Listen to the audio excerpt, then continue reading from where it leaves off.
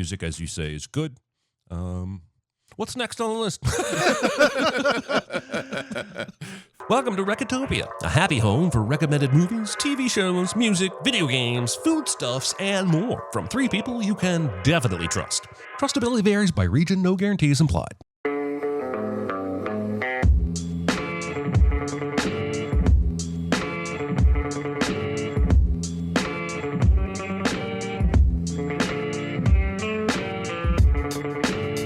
And now, here are your hosts, Chris Atkinson, Jeremy Scott, and Aaron Dicer. Because your son is a fucking pussy. What?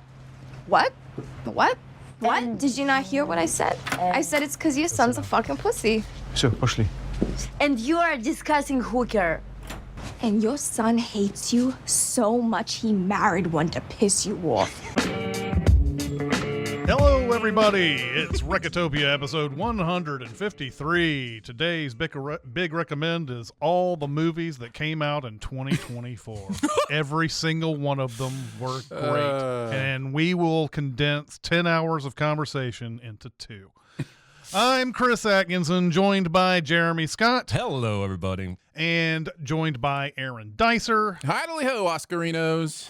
That's right. That's right. And we would also like to welcome chat, who have come out here to watch us talk about a lot of movies today. Thank you so much for coming in and tuning in to what will be a longer show than normal, as I alluded to. We usually try to go around 2 hours on this. So let's get started on this one. Yes, go ahead. I do want to mention right at the top that starting like a few years ago, we decided not to try to hit every single movie in existence, so we will be missing some. But I am going to stick around afterwards with the live audience and answer any questions about other movies you might want to chat about. So just like yes, that's correct. If we had tried to go over the list that Aaron gave us, that was 196 long, I believe, and there was even one there that was missing. I was like, I'm not going to write that on there, but I was like, yeah. We cover what we want to talk about, what's big, what's been nominated for awards, and then in between a lot of other stuff that you may have not have seen or heard or whatever, but still needs inclusion on this list. But yeah, there'll be some big ones that we'll miss. There'll be some movies that actually made bank that are gonna I will go ahead and say, let's start this off.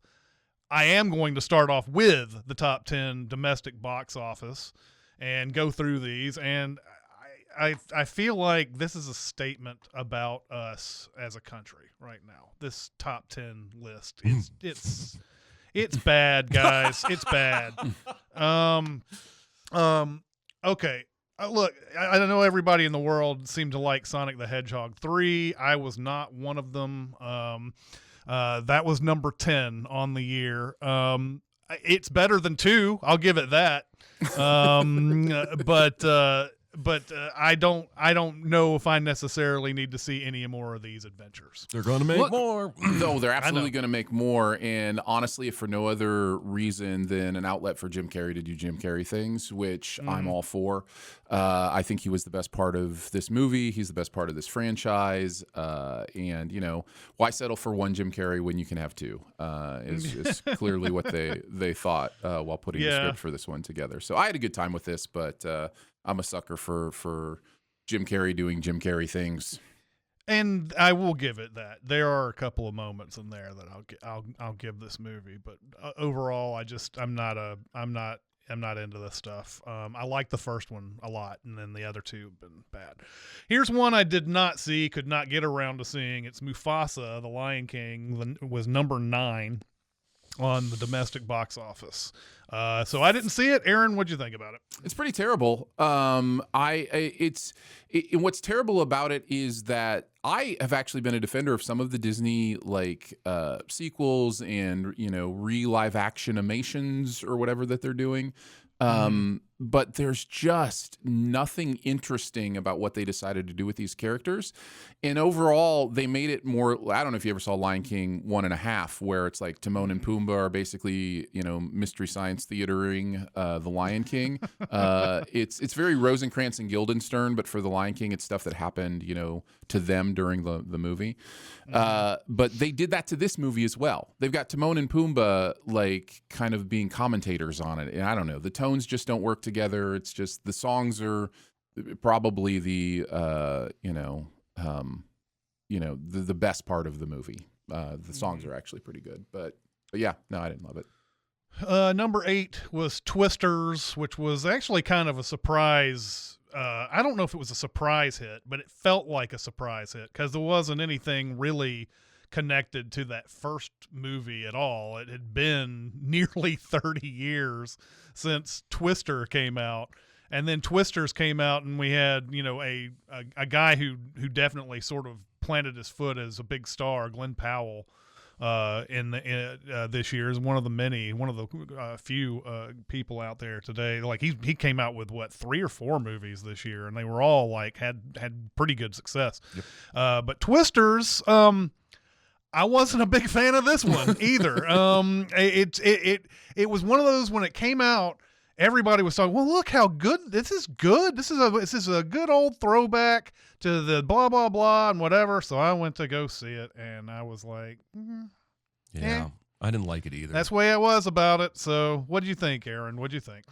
I enjoyed it. I think for me, this is a franchise that if it just does natural disaster in an interesting way, like that is the calling card for me. So there's a movie theater scene that I thought was really interesting and fun. I liked the chases, and I enjoyed hanging out with this cast. They were a fun hang. So like I didn't need a bunch out of it, and it doesn't deliver a bunch, honestly, but it delivered enough for me to smile and have a good time.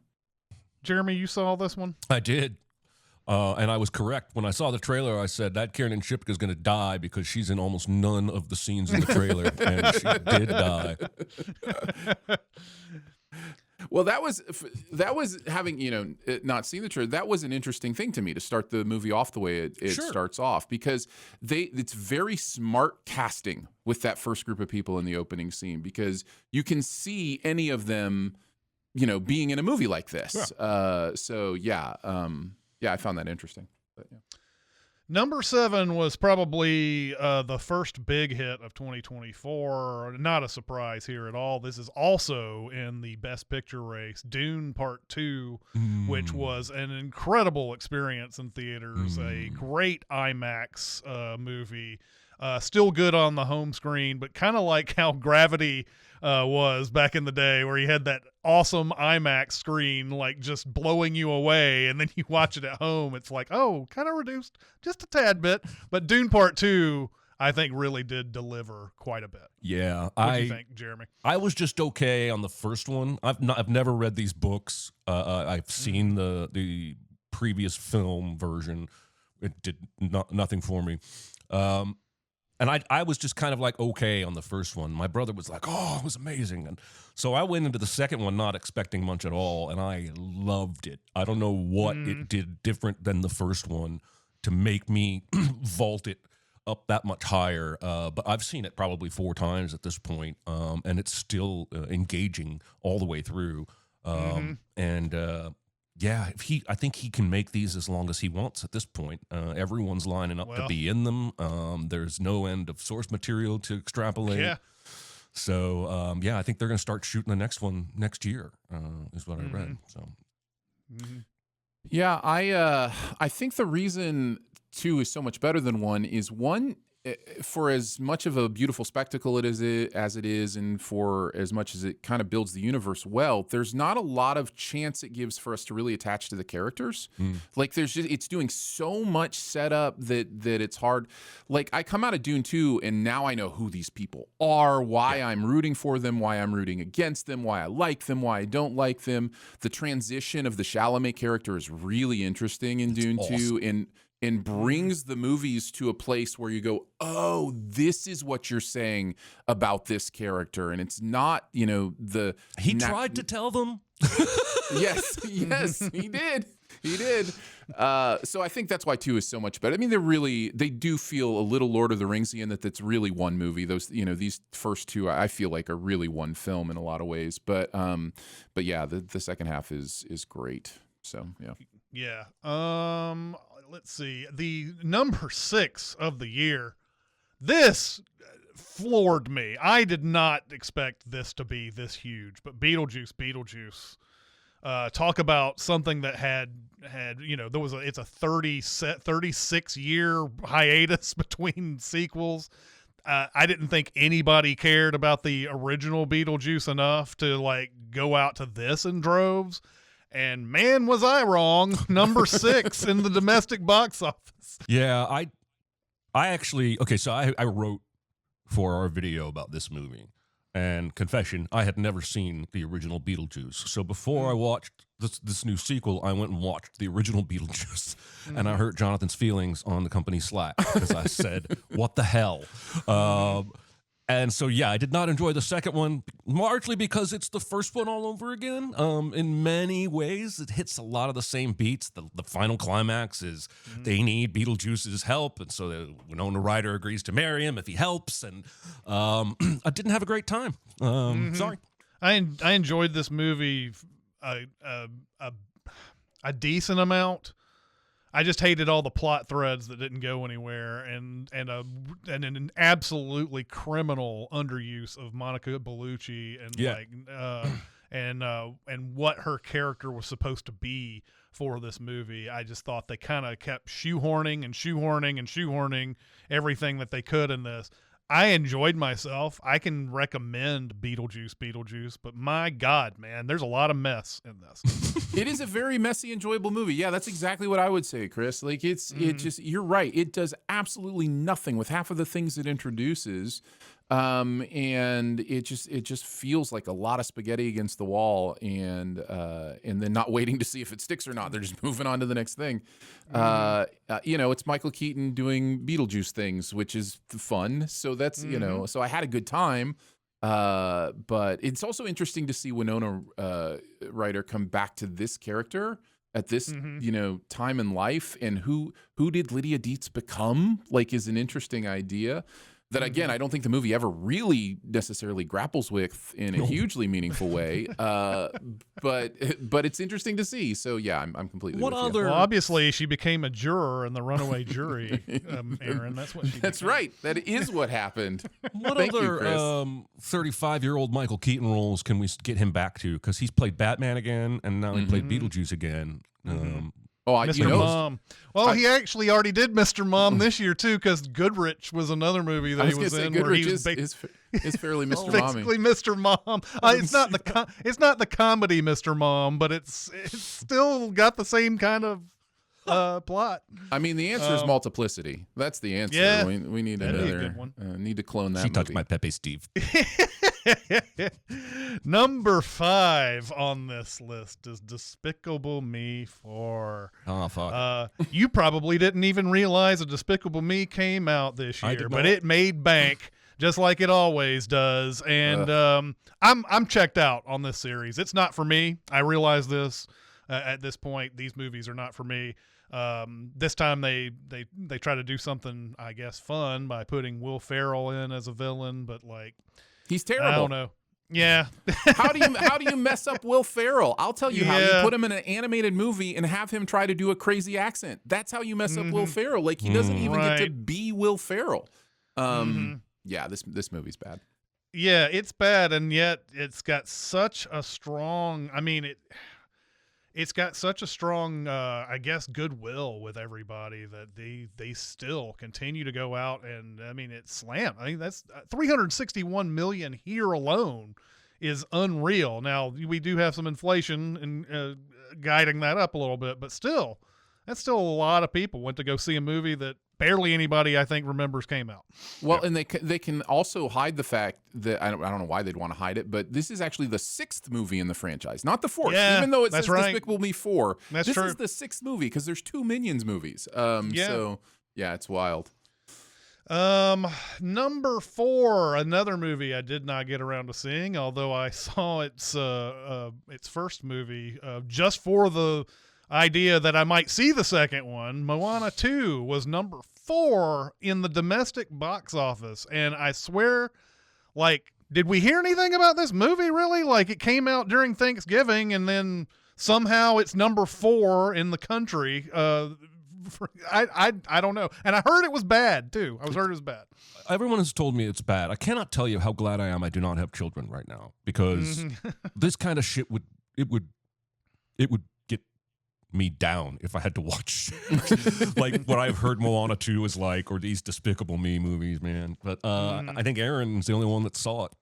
Yeah, no, it is bad.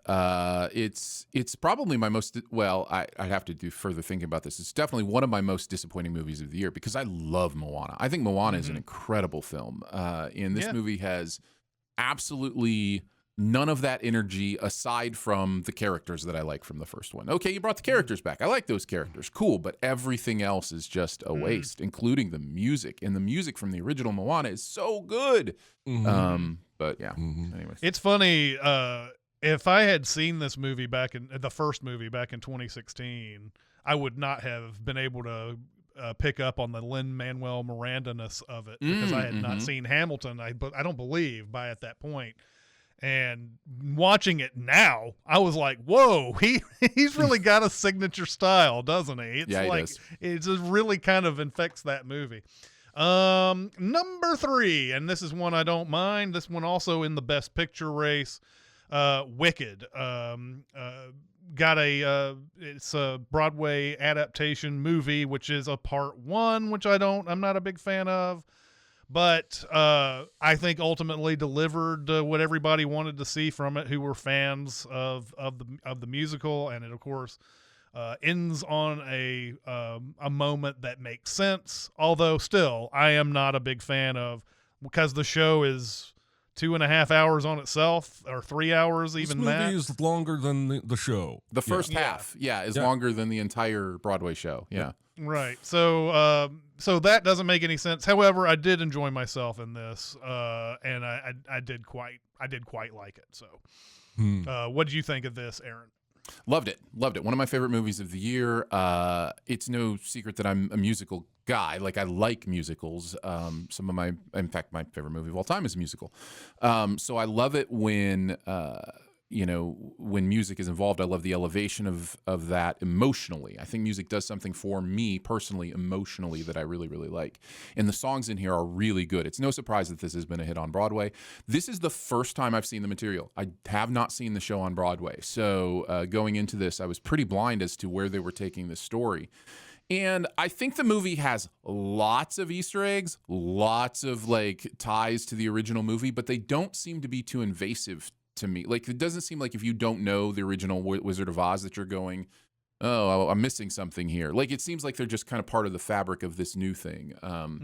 So yeah, I loved it. I thought it was great. I thought Cynthia Erivo, I've been a huge fan ever since Bad Times at the El Royale, and to see her in this is phenomenal. Ariana is just a master impressionist. So her ability to basically do her name just slipped my Kristen Chenoweth. Yes, Chenoweth is not surprising but awesome to watch. So I thought everybody was great and I loved it. Yeah. I thought Ariana was really good. Really impressed with her acting ability. I already knew she could do musical impressions because she's done them on Fallon or whatever. Did not know she had the acting chops. And she was probably the most memorable part of the movie for me. The music, as you say, is good. What's next on the list? Funny you should ask that, Jeremy, because it's Deadpool and Wolverine pulling in the number 2 of the year. I watched this movie twice in theaters. It wasn't because the first viewing was so good I had to go watch it again. It was just one of those things where you have people who want to see it after you've already watched it, and you just go ahead. I enjoyed my first run through this, so I'll watch this one. I believe that I really, really, really enjoy this. There's enough in here that is funny that I can say this is good. Is it, is it something that I want Marvel to be like all the time? No. Do I think this Deadpool shtick gets old really fast? I mean, this is their third movie. And the second one didn't do any. And remember, that second one was like not even that big of a hit. And then they put Wolverine in there. Now suddenly everybody wants to watch it again. But I don't know, man. I think the shtick gets old after a while. And now maybe Ryan Reynolds is getting a little bit of public dusting from this stuff with Blake Lively and all that. That's another thing that's kind of like sort of. Why in the hell did he go on that SNL show and make a joke about that? That boggles my mind. That's always been his style, though. By the way, he anytime he's in, like, he just he gets front facing. This is the first time he's ever cracked a joke about something that he's in the middle of a lawsuit about. No, that's true. Yeah, for sure. So I haven't seen this movie. I have no energy. I will eventually watch it, but for me, Ryan Reynolds and Hugh Jackman just oversaturated themselves completely in the build up to this movie. And this is partially my fault because the Cinemasins Twitter follows them. And so I would see their posts. Whereas if Aaron doesn't follow them, he's probably not thinking they're oversaturated. But I am so sick and tired of seeing their faces. I'm sorry. I need them to go away for 3 or 4 years, and then I'll be excited about them again. The whole rivalry thing they've been doing for years, where they promote each other's alcohols and coffees and whatnot and pretend to be rivals. It's so saccharine. I'm sick of it. How'd you like the movie, Aaron? I have a. Is it a movie? I can't decide if this is actually a movie. It's like, but it was some of the most fun I've had in a movie theater in 2024. Like, there's some of the moments in this movie are just hilarious and smart. There's some really clever commentary they're doing in these movies in general, and in this one specifically. About the Fox universe, about, Disney buying Fox, like all that stuff is central to, I'm going to say, plot that's in this movie. But it's really just an excuse to crack jokes. And I enjoy jokes, and I especially enjoyed these jokes. There is one scene that I think elevates, in a way. Actually, there are a few, but their fight scene in the car is one of my favorite scenes in the movie, because it's both this kind of metaphorical lovemaking scene, like, it's clearly meant to be like, the back seat of the car, we can't help ourselves, kind of thing, but with fighting each other, which is hilarious. But also, Hugh Jackman in that scene and after that scene is doing like Oscar caliber acting, which I didn't expect in this movie. So I don't know. It's an interesting experiment because it really is. I don't know that it holds together as a movie, but it's enjoyable and fun, and it made me think. And I don't know. It's interesting. And ultimately, out of this, Emma Corrin was what I enjoyed the most out of this. As Cassandra Nova is flicking her bean to the Enya soundtrack. Yes. Probably the best line of the year, I think, in any movie. I adored that. So yeah, it's weird. It's kind of not a movie like Aaron says, but at the same time, it's kind of it's pretty enjoyable. It can wear its welcome out. It's kind of a weird movie. It really is. Is it on Disney Plus yet? I would imagine so. I haven't checked, but it would surprise me if I watch it. I don't think I'll pay to watch it. Is what I'm saying. But yeah. Anyway. I see.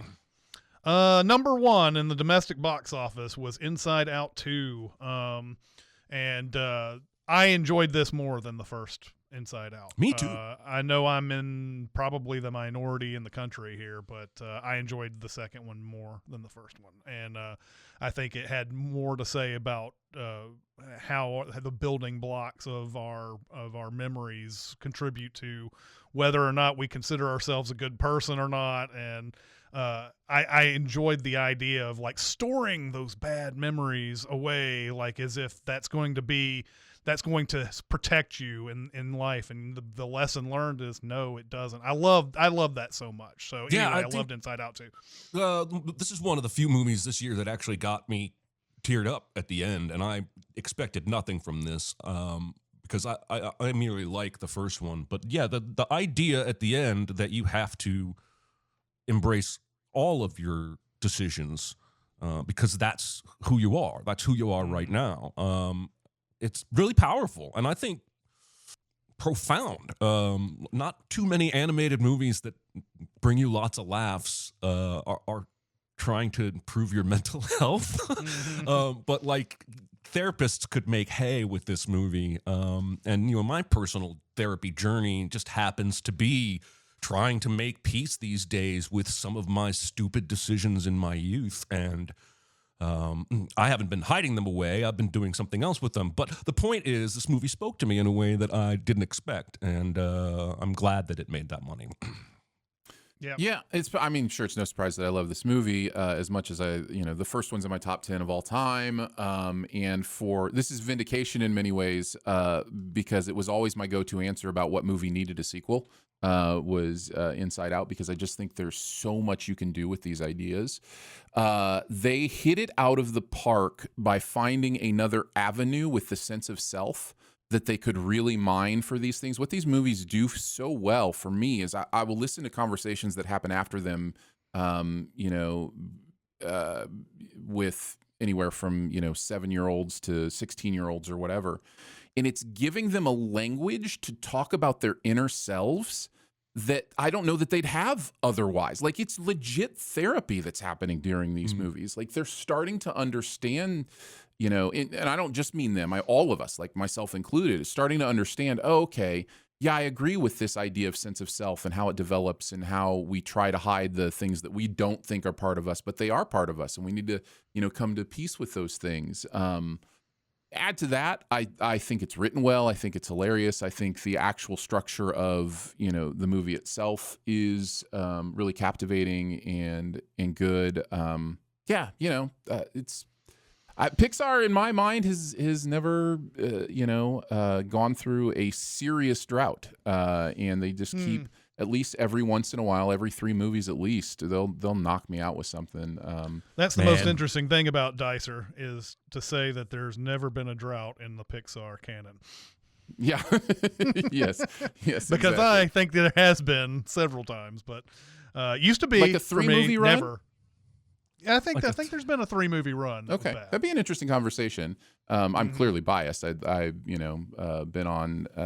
What's funny is if you go back to the early aughts or the mid aughts, the conversation was they've never had a miss. Yeah, they've never I would had have a been. bad one. I would have been right there. And I think all of us knew, even in that moment, it's only a matter of time before they're going to have a miss. It's just math. It's going to happen. But for a good run there. One thing that I thought was going to happen, especially after they did Ratatouille and The Incredibles and all that, and it still hasn't happened, and I guess they never will. It never will, probably.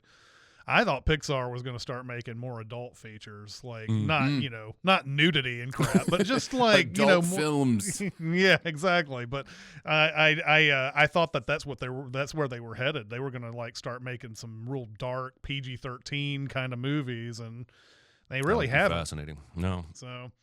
So yeah, they never branched off into Dixar. Is what you're saying. Don't want to see the Easter eggs in the Dixar picks. The Dixar picks? There we go. Exactly. There we go. So going into the worldwide box office, I don't know what it says about, if I said the domestic box office was a bad thing for the United States, the worldwide box office is, I guess, equally damning of the entire world, because 8 of the 10 movies that I just mentioned are in the top 10 of the worldwide. Also, they had room for Kung Fu Panda 4, in the top 10 worldwide. I don't even remember Kung Fu Panda 4. I watched it. I don't remember a damn thing about it. It's something that has long left its lost its welcome, I think. So I don't know. What do you remember anything about Kung Fu Panda 4, Eric? I think it's the one. I think it's the one they brought back all the villains from the other movies, and it just felt like a retread of every single Kung Fu Panda That's movie. right. Yeah. That's right. And then Godzilla and Kong, or Godzilla X Kong, Godzilla Twitter Kong, the new empire. I hated this movie. Another kind of semi-surprise hit, I believe, after Dune came out. And I mean, you know, these movies, Godzilla and King Kong, they make a certain amount of money, but this one, man, that one made no sense to me. Nothing in that movie made sense to me as far as plotting or whatever. They're already under the earth, but then there's a subterranean part of the already under the earth. Is this the first or second time they've made a movie with them fighting each other? Because it's okay, because because in the first one, don't they go down into the center of the earth and find They do. Kong Yep. land or some shit? They do, but in Godzilla X Kong, they go back to that place, Okay. and then there's yet another Yes. part of underneath that is a thing, and then there's a whole thing where there's this race of people that can communicate with this one little girl, and it's telepathic, and I don't know, man. I don't know. But Chris, monsters go smash. Like, why is that all it takes? Man? Seriously though, Aaron, this is the thing that people would tell me about Transformers, right? Sure. It's just robots fighting. I was like, okay, can't that movie be an hour and a half and not 2 hours and 45 minutes? That is what I always say about Can that. it be Now, I don't. robots smashing and not a guy who carries around a laminated card about the statutory age differences? Right? So that sort of rounds out the top 10 box office. We can rattle off some others that are in the top 20 later, but I want to get into some other stuff now and sort of get into the kind of the movies that we saw, Aaron, Jeremy, and I saw this year that we wanted to mention. And so I'm going to go down this list, and everybody sort of picked some things that they wanted to see. Let's start with The Wild Robot. Ooh, yes. I adore this movie. This is probably my favorite animated movie of the year, which is saying a lot considering how much I like Flow and what I just said about Inside Out too. It's just it's got some really powerful themes, I think. Probably helps that I watched it with my brother and his wife, who were at the time about to send their second child off to college. Yeah, I like the animation style. I love Pedro Pascal's character and the humor he brings to it. And I love how nobody in that movie it didn't sound like Pedro Pascal to me. The robot didn't sound like Lupita Nyong'o, but it was. Yeah, this is probably in my top 5 of the year. Love. Yeah, I highly enjoyed it too, and it was an unexpected message about motherhood being thrust upon you and what you do in that situation, and everything. I was not expecting that kind of a big message to happen in a movie like this. I was just expecting, hey, it's a robot that's out in the jungle. What do they do? You know, and so. So that's what I thought, but I really, really, really enjoyed this. I can't remember. It might have been Aaron who recommended it, and I went out to the theater and saw it and everything. So I was very, very impressed with this one.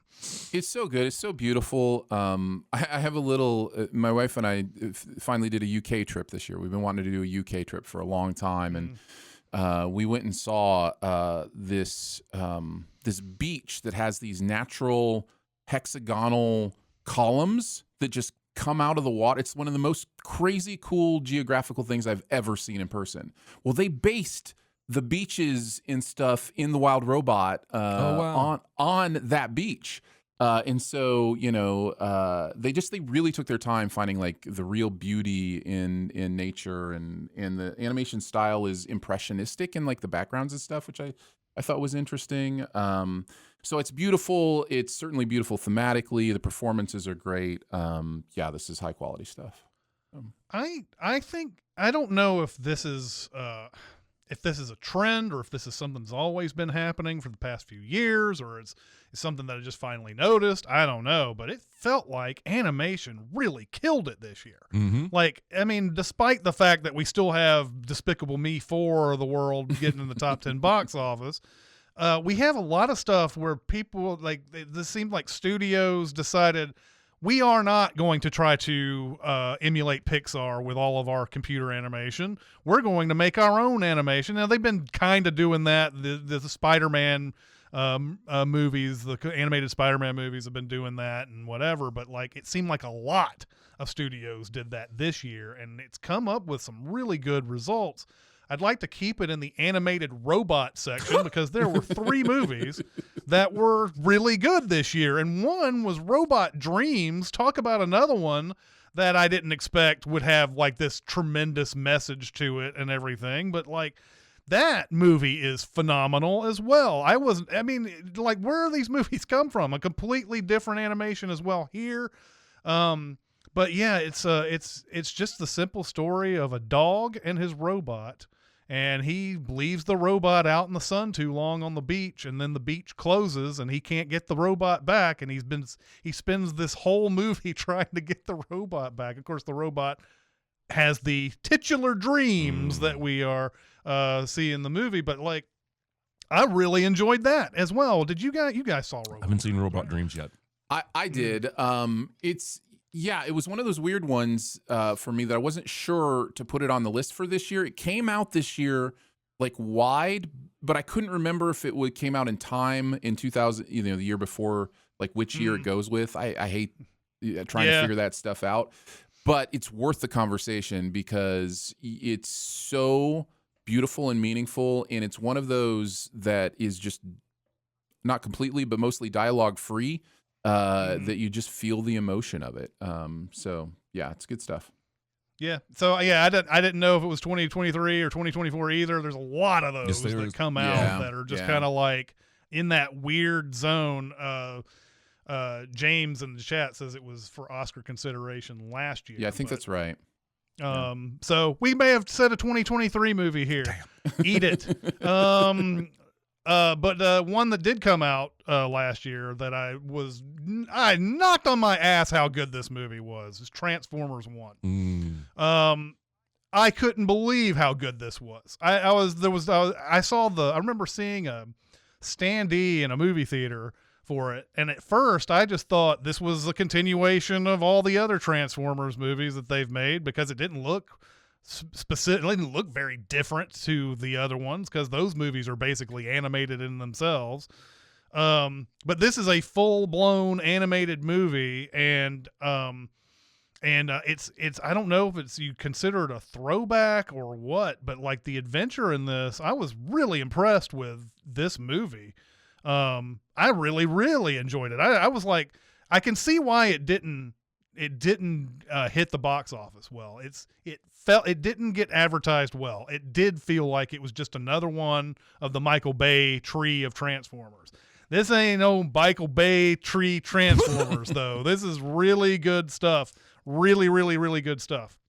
Yeah, this should have been the first Transformers movie, and I don't even mean anime. I mean the live action version of this would have blown me away as like the Transformers 1 kind of thing. Yeah. Which, hey, that's the name of the movie. So that works.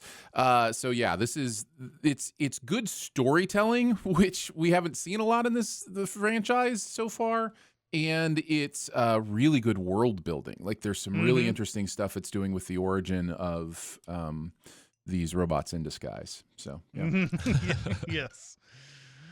Let's see. Let's look at some more here let's see. There's a lot of Oscar nominees. Okay. Well, since we're still on animation here, let's talk about Flow. A movie that is nominated for not only Best Animated, but Best Foreign Language Film, I believe, as well. And Jeremy came on here raving about Flow, and I saw it not too long after that. And yeah, this is another just spectacular animated adventure that just stays with you forever and ever and ever after you watch it. Yeah, there are 2 movies this year that have no dialogue, and hopefully we'll talk about the other one in a little bit because I begged you. Oh, we will. You to. But this film's got balls to do that, right? We don't know where humans are. We don't even know for sure this is Earth. It's very Earth-like, but there are no humans, and there's a flood, and there are some animals, and they have to try and survive. That's basically the movie. And it's gorgeous. He made it with a free animation program, I believe it's called Blender.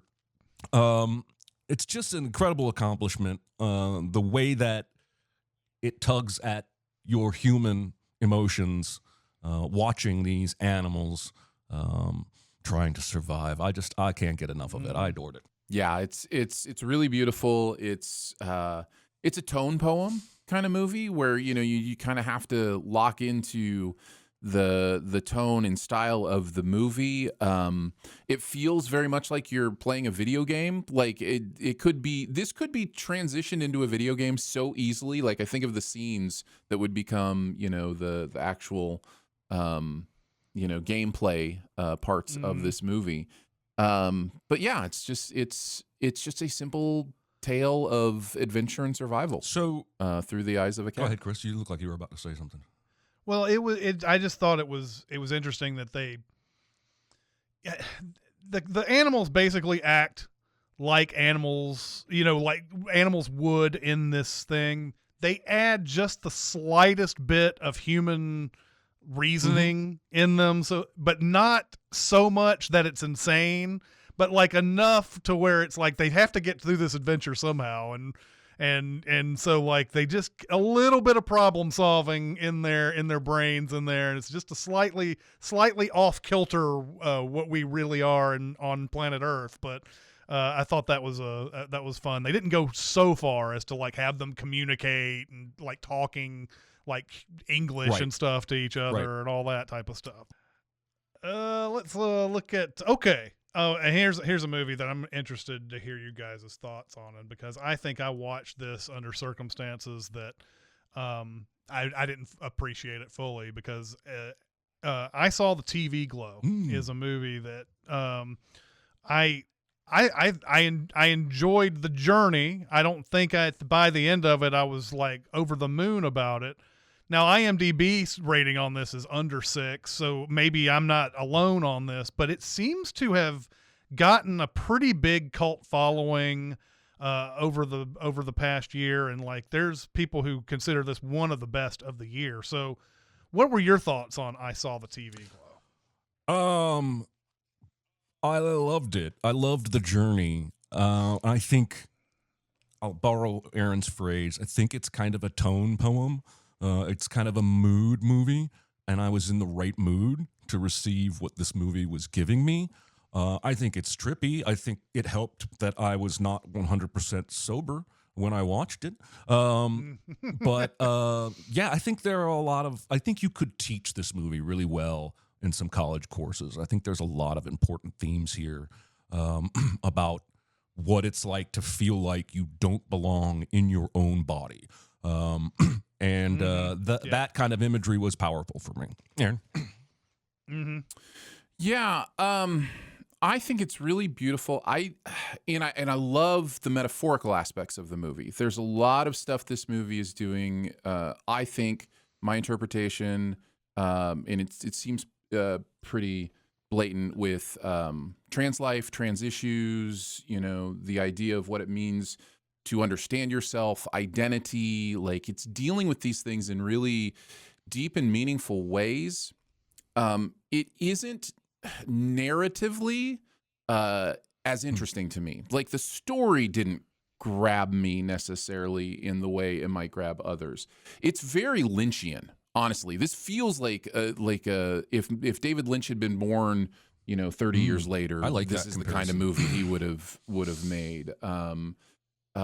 So, take that for what it's worth. Maybe you like Lynch, maybe you don't, but it has that kind of mystery to it of like, what does everything mean? And so those conversations are always interesting. Another movie that I wasn't huge on. I enjoyed it for the most part, but by the end of the year, I heard some critics saying this was their favorite of the year and all that and whatever. Is Challengers. I was not a big fan of this movie, but it feels like I'm kind of in the minority on this one. Well, not with me. I've seen it twice. I liked it more the second time through, because I think I was able to focus more, pay more attention. I don't know what this movie is trying to say to me. I do not know what the hell she is leaping out of her chair and cheering for at the end of that movie. It feels to me, I could be wrong, happy to be proven wrong, but I feel like a lot of the tennis balls are CG and it's distracting. I will say the score was really good. There you go. Yeah, Aaron, score. tell us why you liked it. This movie should have been called Love Love. That's my first thing I wanted to say. No, I actually loved this movie. I think what connected to me the most is this idea of the of how we perceive relationships, both how we separate them into friendship and romance, and how maybe those things are messier than we like to believe. And the way it speaks to the jealousy of relationships, the idea of, if you connect to somebody in a different way than you connect to me, that's a statement on me. Like that's, that hurts me in some way. The celebration at the end is my favorite part, so I'm glad you mentioned it. Well, the hug's my favorite part. The celebration is part of it, in that she is having a revelation about this is what she wanted the entire time. She didn't want either of them to herself. She understood the beauty of them together and wanted them to understand the beauty they have together. So it speaks to this idea of a love triangle and kind of the drama of a love triangle from a different perspective of what if there is positivity in each of the sides of that love triangle, and what if we need to do a better job at seeing how, and the tennis in this movie is a metaphor as much as it is a narrative driver, for relationships, for the volley of relationships, for the beauty. I think she even has a speech at one point about how tennis is like sex to her, and how that, there's this, the grunting and all of this kind of stuff. So in some ways, I don't think the movie is ever explicitly stating that they have a sexual desire for each other that goes both ways. What it is saying, I think, in the way that it's presenting it, is that when they play tennis, they understand what that part of themselves for each other feels like, what it looks like. So I just think it's a really deep, interesting way to explore love triangles, the idea of relationships, and all of that. So yeah, I didn't like her. Fair enough. That's a perfectly valid criticism. She makes bad decisions and she manipulates people. She does. I don't want her to be happy. Well, I think she's realizing I think she's realizing a lot in that last moment of even about herself. But anyways, I could be wrong. I think that some of these movies, like we talk about how we feel about them here and now after having seen them once, and in cases of like Challengers, and I saw the TV Glow, saw them months ago.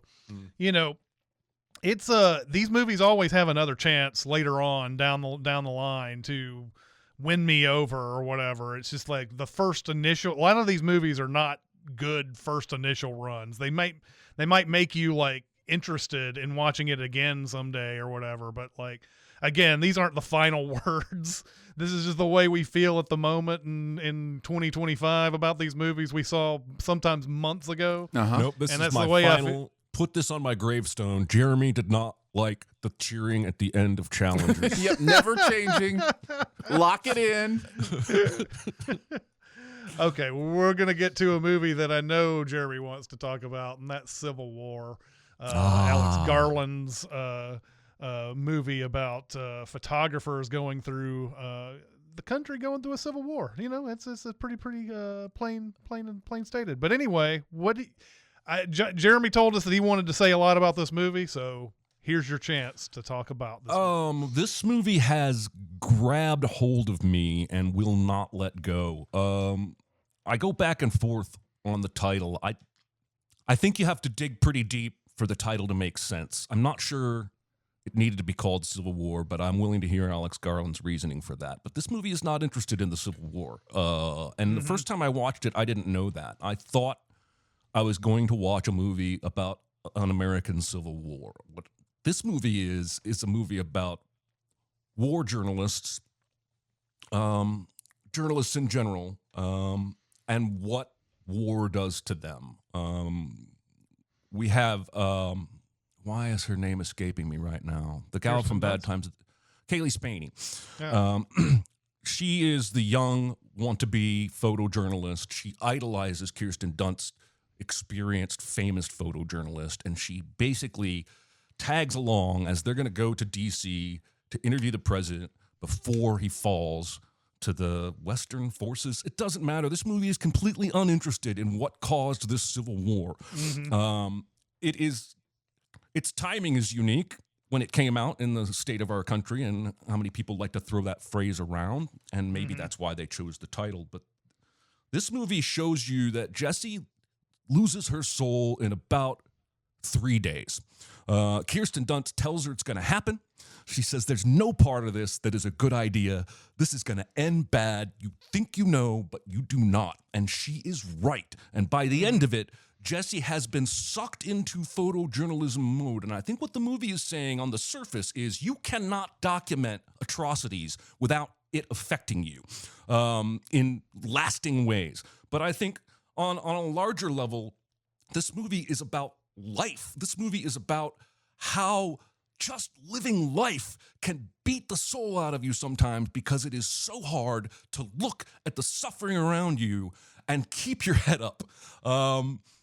It's just like the key scene, it's a crucial scene in the middle of the movie. They come upon a couple of snipers. They get fired at from a different sniper.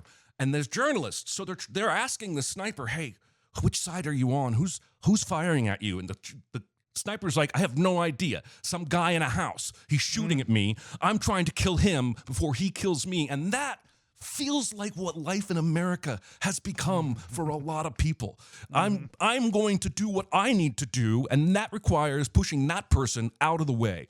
Every time I watch this movie, I walk away with more things it could be trying to say. The last time I saw it, I determined this movie is about capitalism and what capitalism does to us.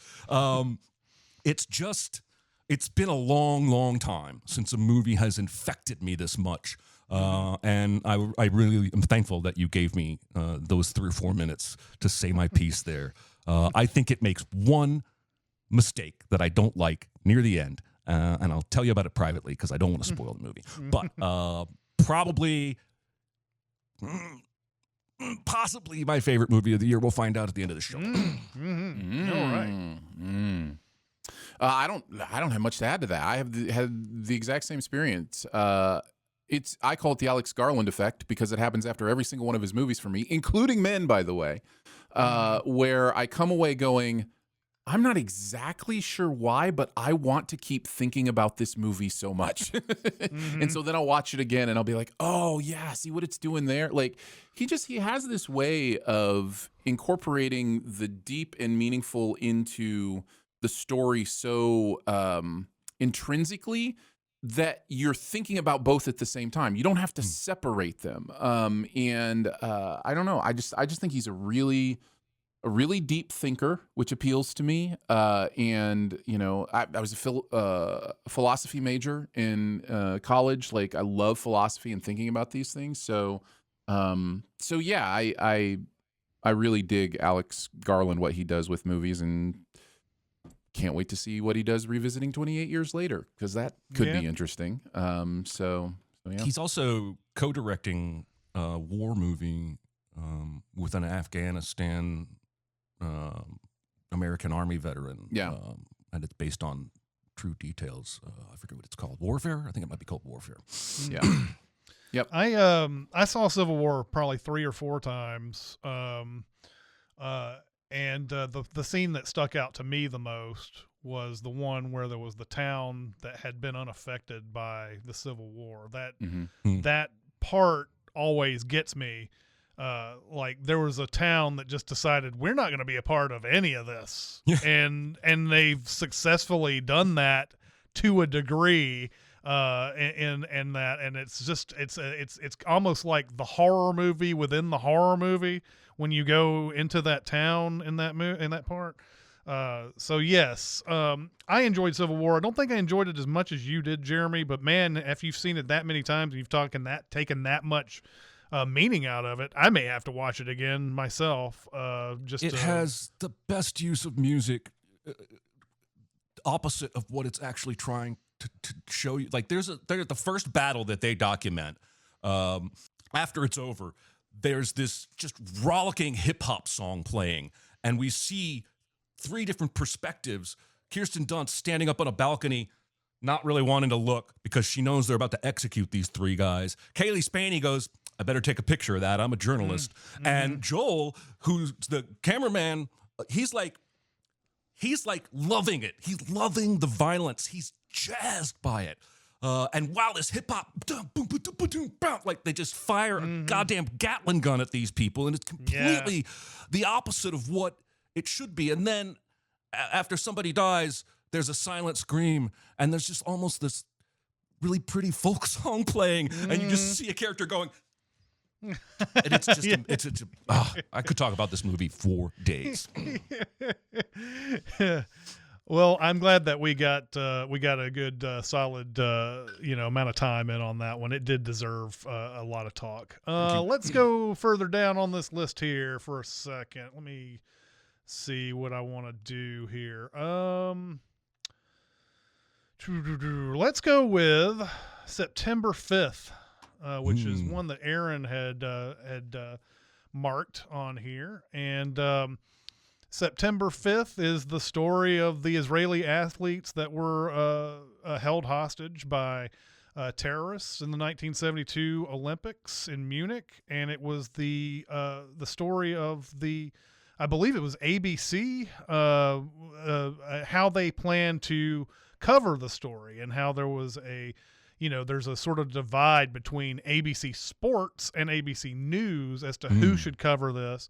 And once again, we have journalistic integrity being practiced by Peter Sarsgaard in this movie. Here's another one that I didn't know much about until it was nominated for a screenplay Oscar.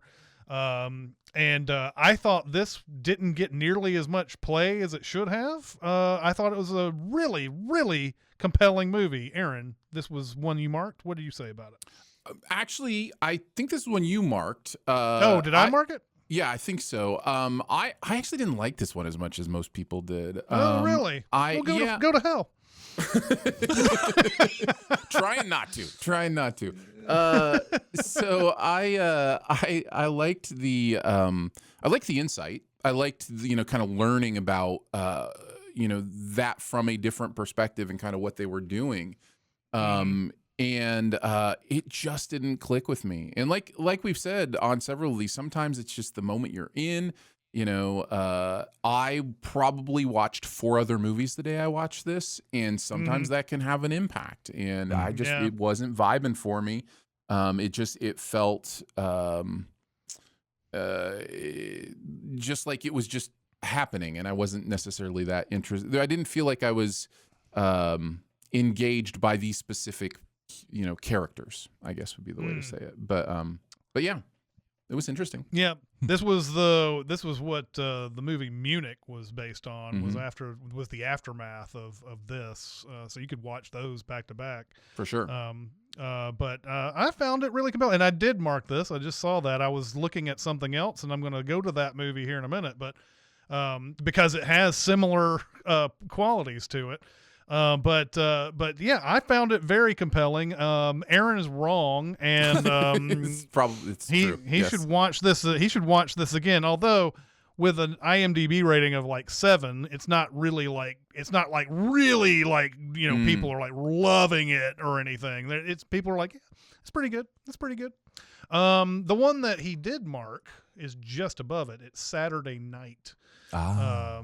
And this one also has similar things because it's a scramble behind the scenes to get something on air, and the craziness that you know, Lorne Michaels trying to get just a million things on, you know, done just before they air and everything. I actually watched the first episode of Saturday Night Live a week or two ago, and just was amazed at how many different things are in that.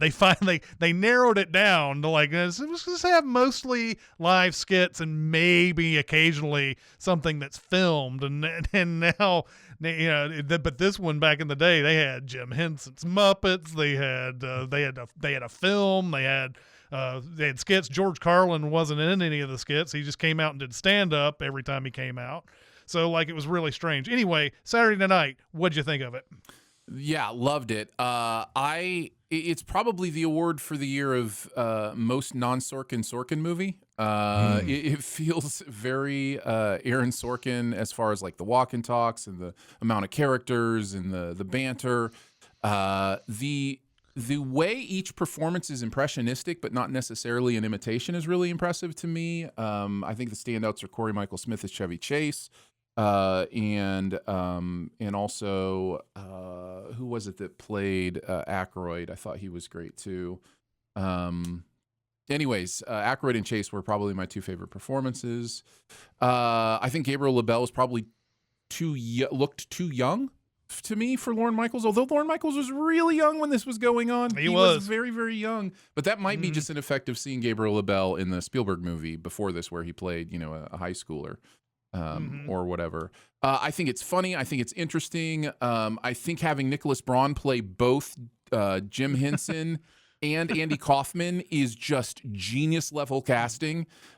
He is completely both of those people in this movie, and I loved it. J.K. Simmons as Milton Berle is really fun in this and plays on some things that we've heard about Milton Berle that the movie makes textual. So I loved it. Dylan O'Brien, by the way, plays Dan Aykroyd and does a fabulous job at it. So I think this movie is just fun and interesting. And as a Saturday Night Live fan, I couldn't take my eyes away. Another one that was marked on the list is a movie that I saw just yesterday. It's called Ghost Light, which is another phenomenal, just this movie has almost nobody you've ever seen in it before. Like, but a lot of these guys have like tremendous careers on their IMDb page. You probably don't know who they are. Ghostlight is about a construction worker who finds himself in a local community theater troupe that's about to do a Romeo and Juliet, there is a performance. There's two performances in Ghostlight from Keith Kupferer and his actual daughter in real life, Catherine Mallon Kupferer, and his actual wife, Tara Mallon. They all play a real family in this. That I felt like could have gotten Oscar nominations if this movie had been pushed a little bit more, or somehow entered the public consciousness a little bit more. But I really enjoyed Ghostlight. This was like in the last legs of movies I was watching. I was like, man, what a great movie this is. I agree. It wins the award for a movie I don't hear anybody talking about that I think is just so deserving this year. I think it's phenomenal. I think for me, it's how it talks about therapy in all of its forms, like how art is therapy, how actual therapy is therapy.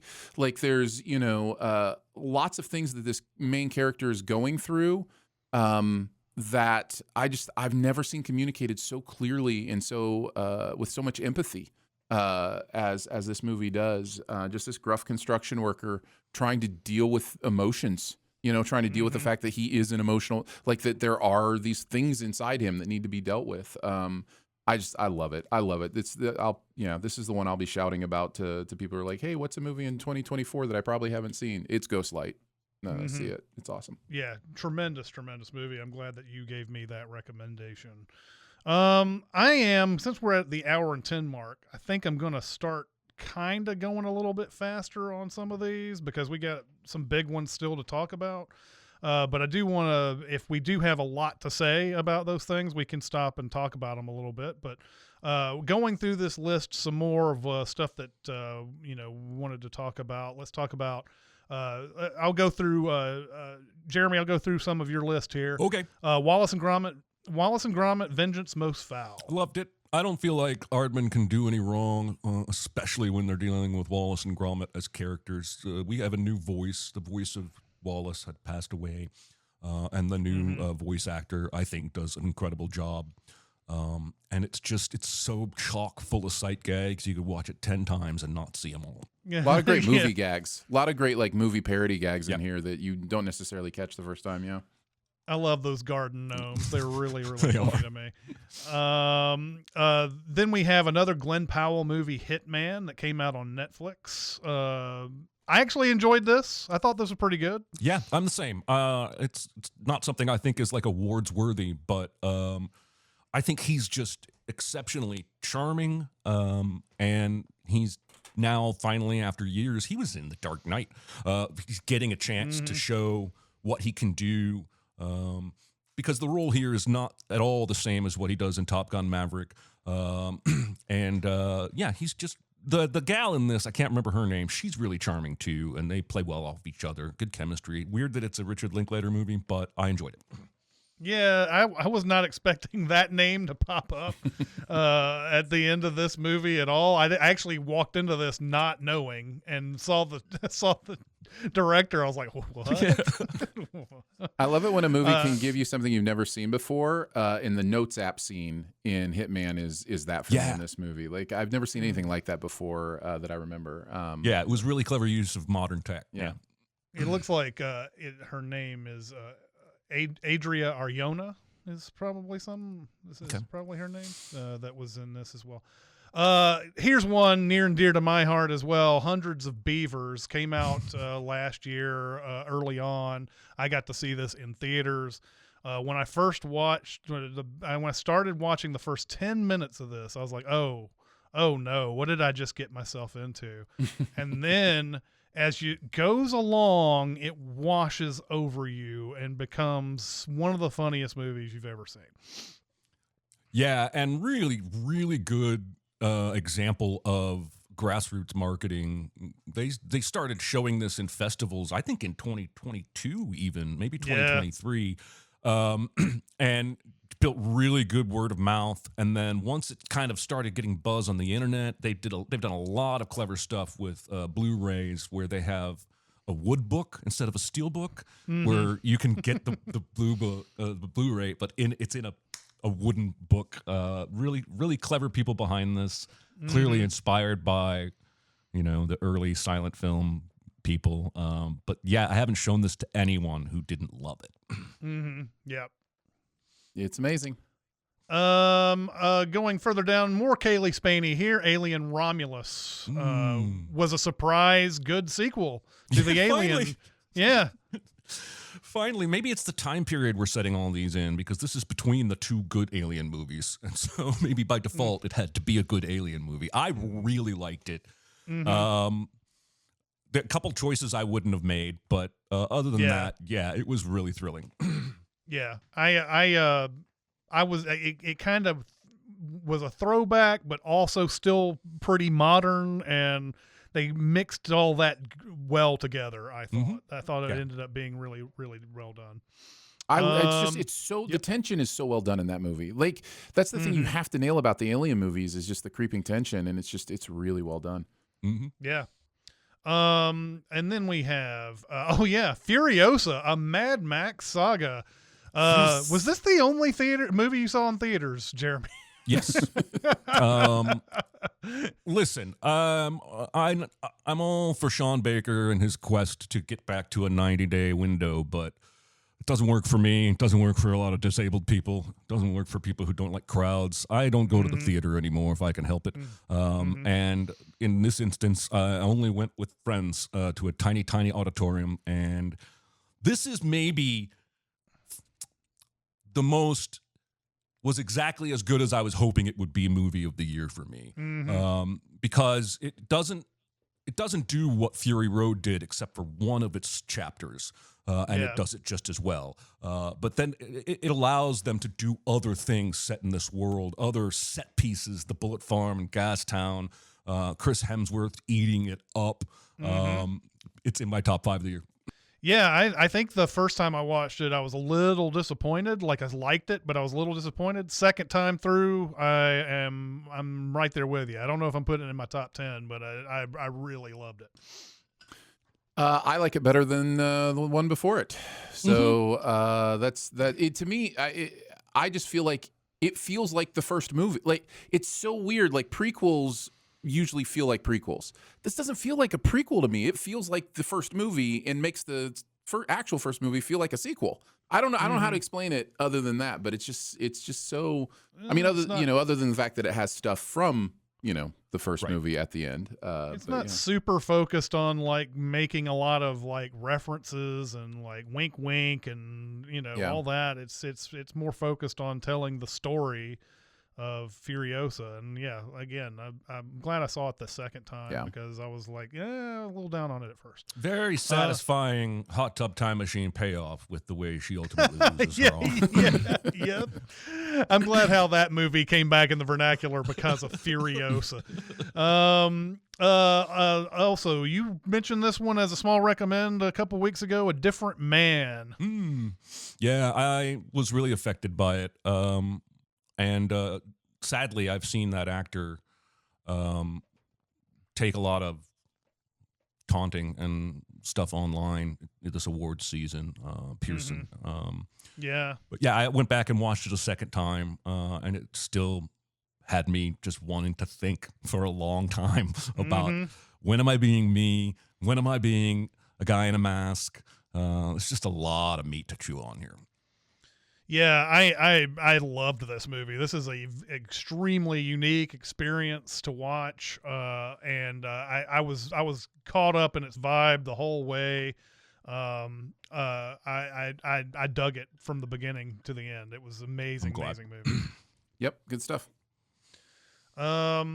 Then we move on to another Netflix original, Carry On. I actually saw this recently as well. What did you want to say about this, Jeremy? I just thought it was super fun, man. This movie makes so many winks at Die Hard. And if you are not a Die Hard fan, you wouldn't ever notice, and it wouldn't impact the movie at all. But it is constantly winking at Die Hard and Die Hard 2 in the most playful ways. Everybody treats this seriously, which is why such a ridiculous premise ends up working. And it's got one of my favorite lines of dialogue all year at the end when she asks, "Where's the guy?" And he says, or she says, "Where's the gas?" He says, "It's in a sealed fridge." She says, "Where's the guy?" He goes, "Same fridge."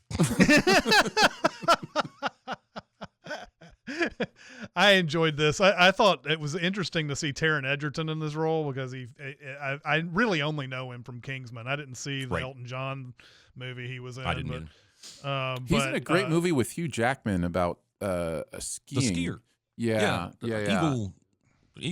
Yes. Eddie Eddie the Eagle. Yeah. I'm so impressed by Taron Egerton. He's on my radar for let's watch this career because he's so diverse and talented with the projects he picks. But he's great in this. Seeing him from the cocky Kingsman self to this average everyday Joe guy was I didn't know who it was for a while. I was like, I've seen him before. And then I finally had to look at the IMDb to look it up. I was like, I don't know who this person is. Oh, it's Taron Egerton. Bateman's great too, by the way, in Carry On. Yeah, Carry On's a lot of fun. Yeah. Also on Jeremy's marked list is Heretic. Well, I only just recently saw this, but what a movie. My goodness. Now, it's tailor-made for a guy like me who's a preacher's kid that no longer goes to church because the whole movie, they're having conversations about the one true religion and how religions are passed down over generations and millennia. Hugh Grant, it's so sad to me that I read that he does not like acting because he is killing it the last 5 years. Almost everything I've seen him in, Wonka, Paddington 2, this movie, he's just eating it up and being in this movie really creepy by being really kind.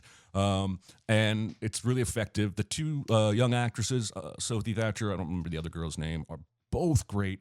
Everybody does great acting in this movie, and it has probably my favorite shot in all of 2024 when it pulls up from the actual house through and becomes the model of the house that we've seen him playing around with. Just a killer shot. Heretic is brilliant. Any movie that I get to hear Hugh Grant say, "I'm a creep, I'm a weirdo," I will gladly put on the list. No, I love this movie so much. I think it's brilliantly written and performed, and I know every single one of these characters. Like, not just from my own life, but I mean, this movie teaches me about them so quickly and so completely. So yeah, it's good stuff. Juror number 2. Take it, Aaron. I mean, surprise Clint Eastwood hit, I guess. Like, I wasn't expecting a ton out of it, but it is so well crafted. It has one of my favorite endings of movies this year. I absolutely love the ending of this movie. The way it's the audio design on the ending is really interesting, and also what it's doing as far as where it leaves us. It's a great what would you do movie, a moral conundrum movie, which I always love those, and coming out of those and having conversations about, if you were this character, what would you do? Like, how would you handle that? So I would have handled it very differently, probably.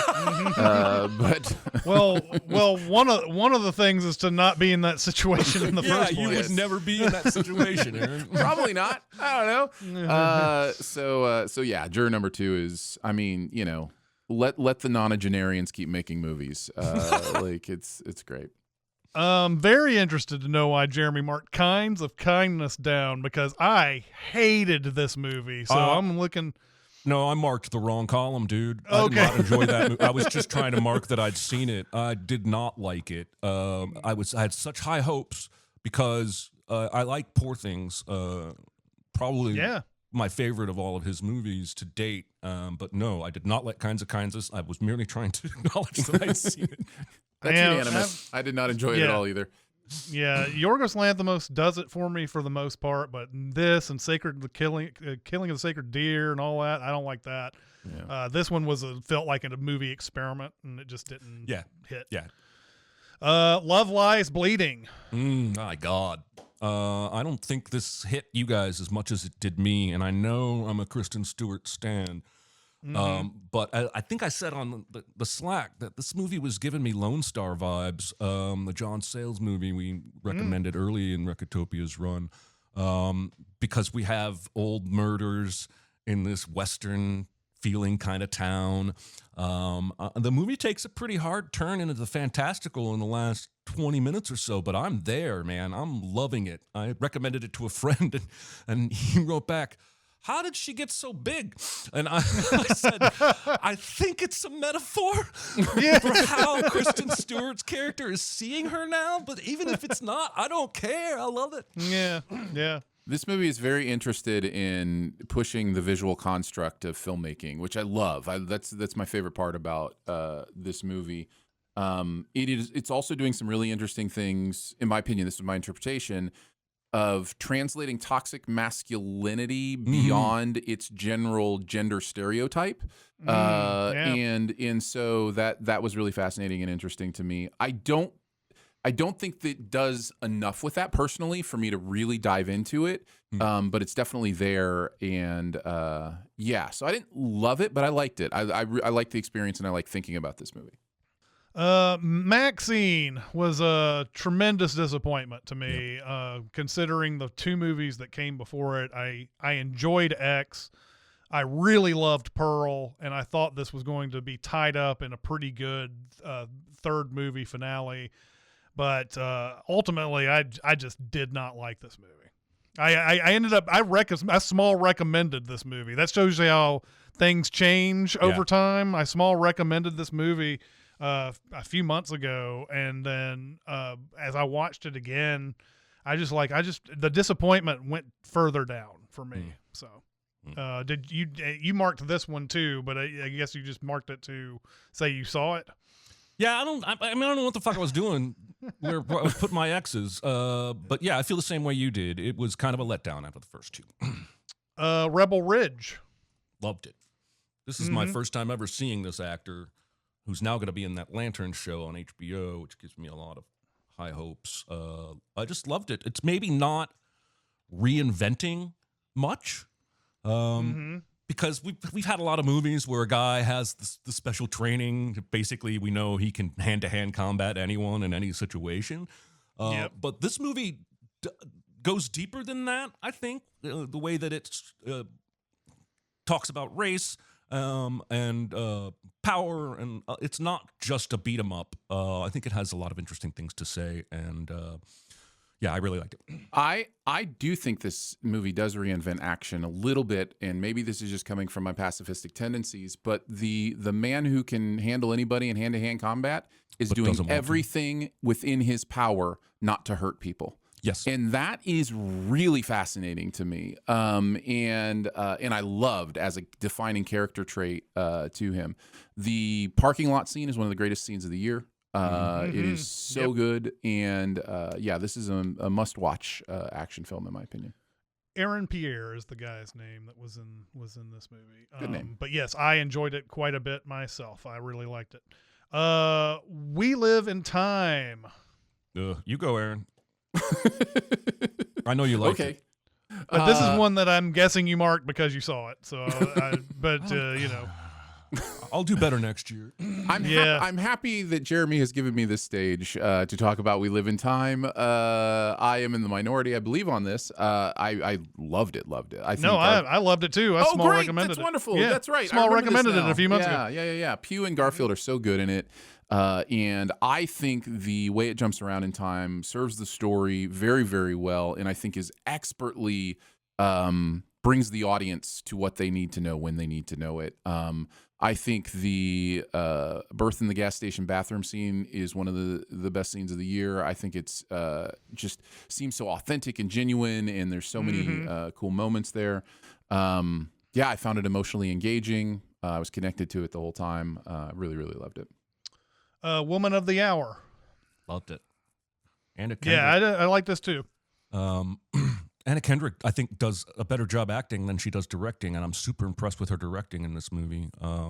She could have had a much heavier hand than she chooses. But I love the way this movie shows us the casual sexism that just that era was absolutely steeped in.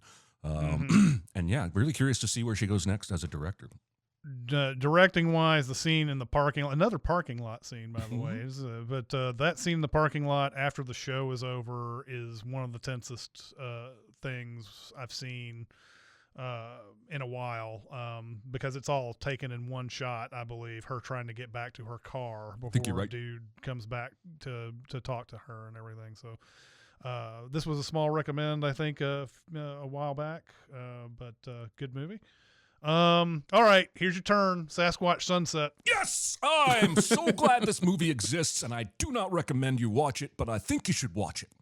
This is a movie this is a movie that has people in Sasquatch costumes doing Sasquatch things, peeing, fucking, eating, walking, and it somehow landed two of the biggest actors of our current time with Jesse Eisenberg and Riley Keough, who you never see or hear their voices the entire movie. What a fucking swing. I'm so glad I watched this movie and that it exists, but I don't think it's very good. So there you go.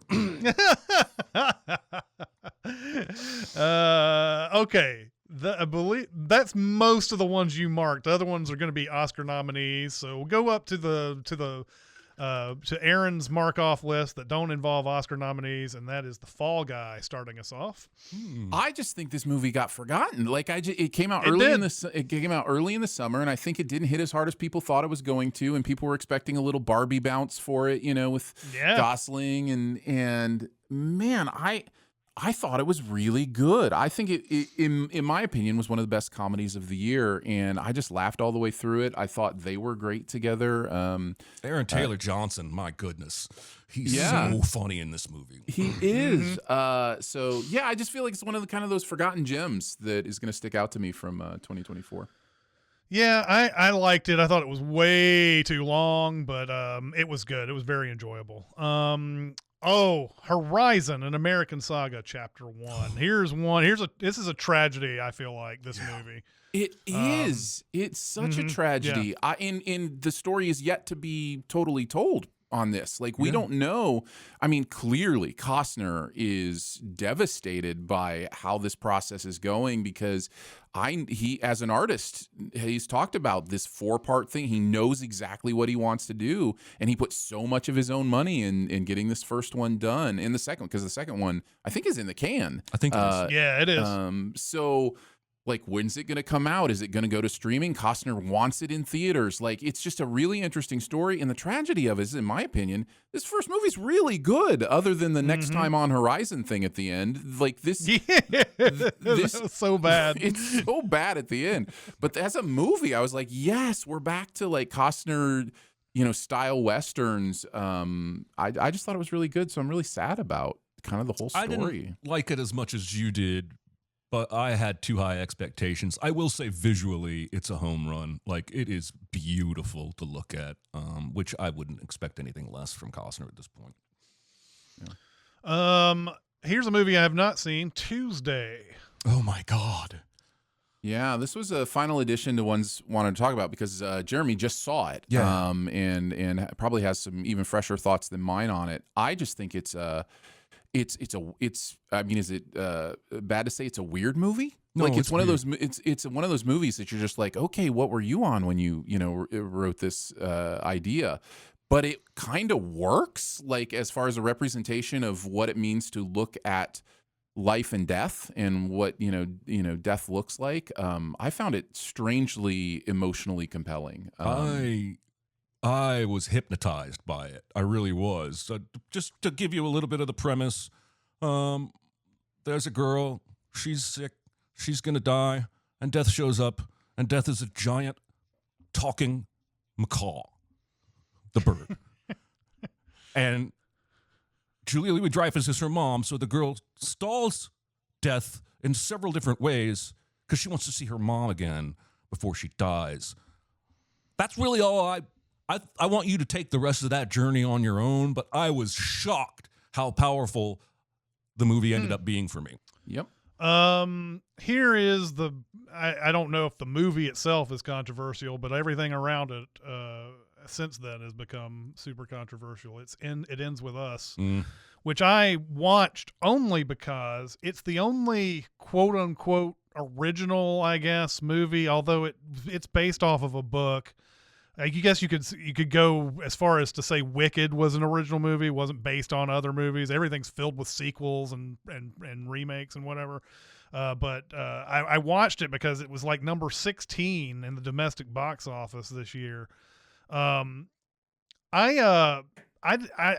don't know what to think about this movie, especially now that I've gotten all of this outside influence about what was going on while the movie was filming and everything. But I don't know if this movie did the job it sought out to do. Like, I don't know if it did a good job on that. What do you think, Aaron? I don't either. I have a lot of mixed feelings on this movie. I think some of the particular scenes feel like really good, authentic representations of what it must be like to be in a situation like that. But I'm just not sure what the movie is saying overall, if that even matches how I was interpreting those scenes.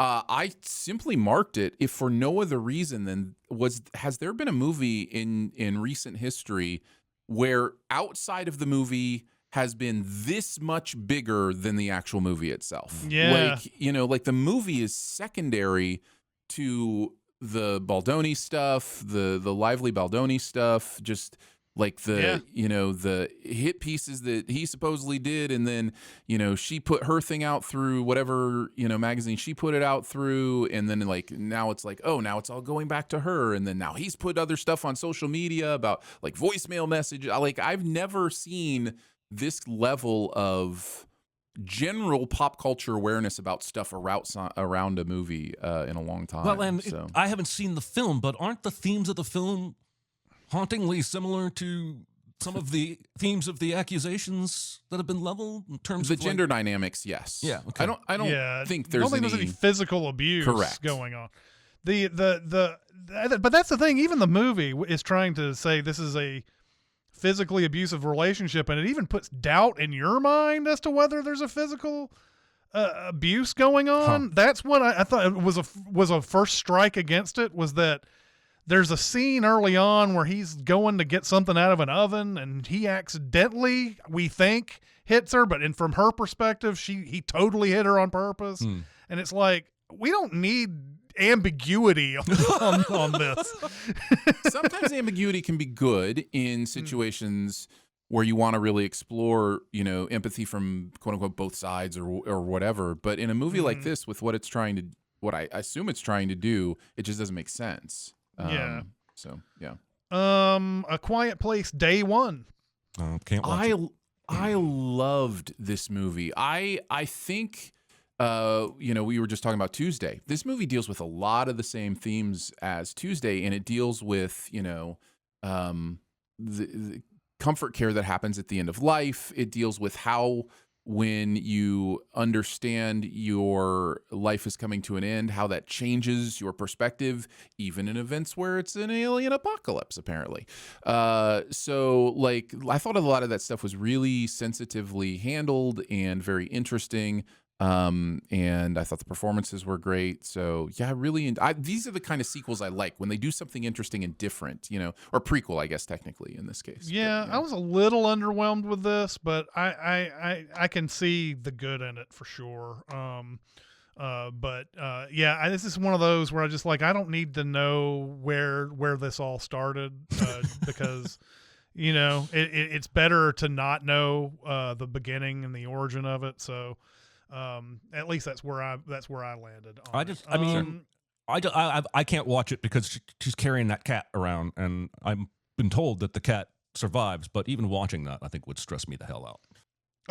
We are going to be getting into more deeply into the Oscar nominations, but since they're marked down here, I'll go ahead and we'll start A Complete Unknown here, which is nominated for a lot of awards. And definitely needs to be talked about. Me personally, I think Chalamet's really good in it. I don't like the story of this movie really that much. I mean, it's really just about what he can play at a festival, and that's what the movie. That's you can reduce this movie to that. Sure, it's like he defiantly played music that was not made for that festival. The end. That is a reductive but fair criticism of A Complete Unknown. Yeah, I love it almost because it takes something that seems so trite to us and makes it this big thing. Because to everybody in that audience and to Bob Dylan himself, it was life or it was a big deal. And I think that's interesting from an empathy perspective to see what matters to other people. And it says something about tribalism. It says something about this idea of, gatekeeping, especially. Like gatekeeping is the real theme of the movie, I think, in that era of Dylan's career. But mostly, I just find the movie supremely entertaining because of the performance, because of the writing. I think Norton is phenomenal in this movie as well. There's just a lot of really great performances and some really fun scenes, which isn't a surprise, considering the director knows how to make tell great Miss James stories. Mangold might be going places someday. Yep. Someday. The substance, of course, has to be mentioned. Definitely one of the most unique experiences of the year, especially its wild ending. I was a tad bit disappointed about this because there's a rule that the movie establishes early on that I do not think they follow through with, and could have been so much more fun had they done it more. However, this is a movie that I am glad that is being recognized by award shows and everything. They need an infusion of stuff like this. Yeah. The only thing I don't like about The Substance is that it feels like, forgive the obscure reference, Christian Shaw is a horse of making its point. Like it, if you don't know, Christian Shaw as a horse is a gag that goes on so long that it doesn't become funny anymore, and then it becomes funny again, and then not funny, and then fun. Like it just keeps. This movie shoves your face in its message so hard, so many times. Yeah. By the end, you're like, how do you go further? And the movie goes further. And there's an element of that again, maybe it gets meaningful again. But I was kind of lost in the space where it just became a little preachy. But it's saying interesting and important things, and that is good. And it is definitely creatively one of the more fascinating movies of the year. So yeah. This is, this is a great comeback vehicle for Demi Moore, and I'm happy that she's getting some recognition and everything. But it also feels like this is a one-off almost for her. Like I don't know if I see her in like a whole bunch of stuff after this, because this movie's very specific and it has a lot to say about her too, about Demi Moore. If you were just to break this movie down just on her career and everything. So I don't know if that means that she's going to have a renaissance or anything, but hey, rooting for it. That'd be awesome. Going further down, Smile 2. I was actually recommended this movie when I was talking to somebody else about, I was trying to watch as many movies as possible. Smile 2, actually a pretty decent surprise. I wasn't expecting that to be very good at all. I was shocked how much I liked this movie, because I did not like the original Smile very much at all. And I just think this movie handles the meaning and metaphor that I think they were intending in the first movie, that just felt really muddled to me and actually a little bit icky at times, the way the first movie handles it. And to put it in this famous pop star's kind of mind space, I think works so much better. And my goodness, she is incredible in this movie. Naomi Scott is the performance here is just astonishing.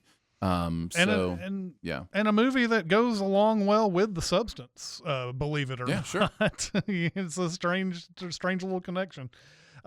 Speak No Evil, you have marked on here as another good one. Yeah, again, another big surprise for me in the horror genre, and I don't know if that's solely because of the central performance, which I just think is astonishing. But I think it handles its horror movies have a problem with handling the reality of the situation for its characters. A lot of times characters don't act in the way that you feel like a normal human being would act. And I feel like this movie does a really good job of having the characters act in normal ways to what's going on. It's a horror movie about your own tendency to be polite. Yeah. Like where's the line?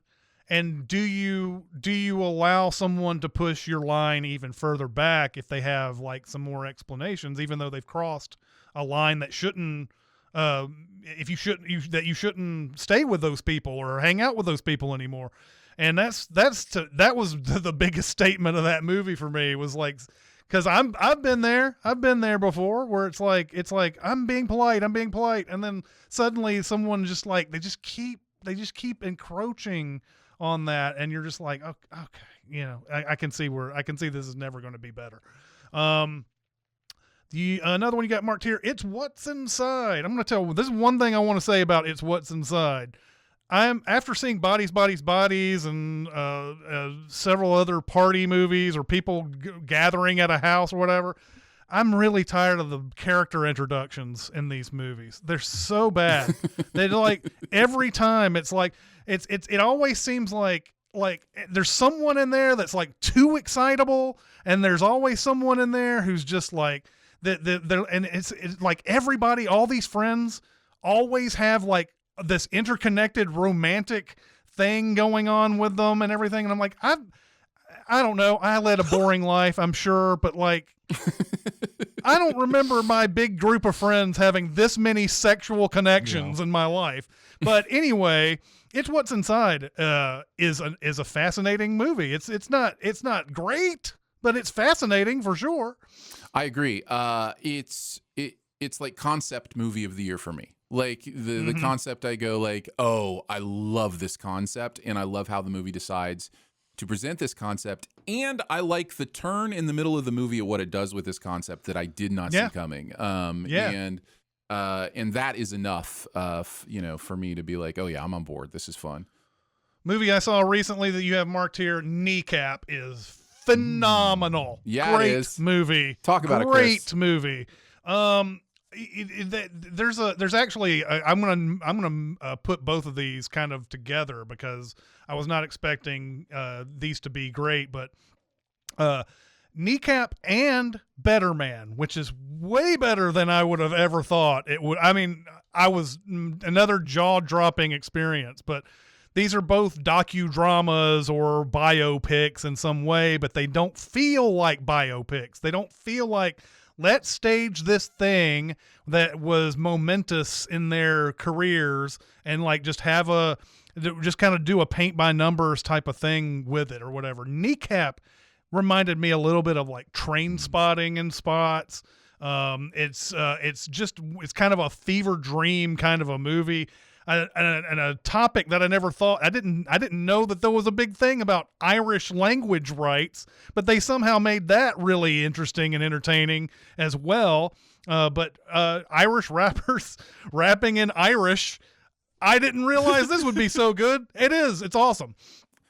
I'm so glad you loved it. This one blew me away too. And I think it does have something to do with just by the way, this is based on a true story, and it's actually the people from that story that are the actors in this movie, which is, this Irish rap group who raps in actual Irish.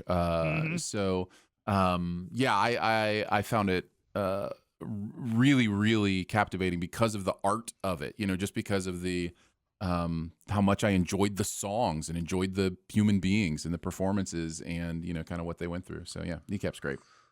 All right, so now we're bookending this with a lot of Oscar-nominated stuff. These are some of the big heavy hitters that we have not talked about on this. We will start with The Brutalist, which, it's a 3.5-hour movie, so it's going to be a hard no for some off immediately. I loved The Brutalist until after there's a scene. In fact, after the intermission, they go and they look at this Italian marble, and it's just a fantastic moment in the movie, and it goes completely downhill for me after this part. And there's a part that, we don't want to spoil it or anything like that, but for me, I felt like it took the subtext into to almost way too literal and way too it was just way too much for me. So in the end, The Brutalist was a movie that almost was like one of my favorite movies of the year. Feel kind of the same way. I don't think I was as high on it in the first half as you were, but I was enjoying myself. But yeah, I don't think I agree with you on that choice. I don't like that choice. And it kind of taints the movie for me from there. And also, this movie is full of misery. Yes, it is.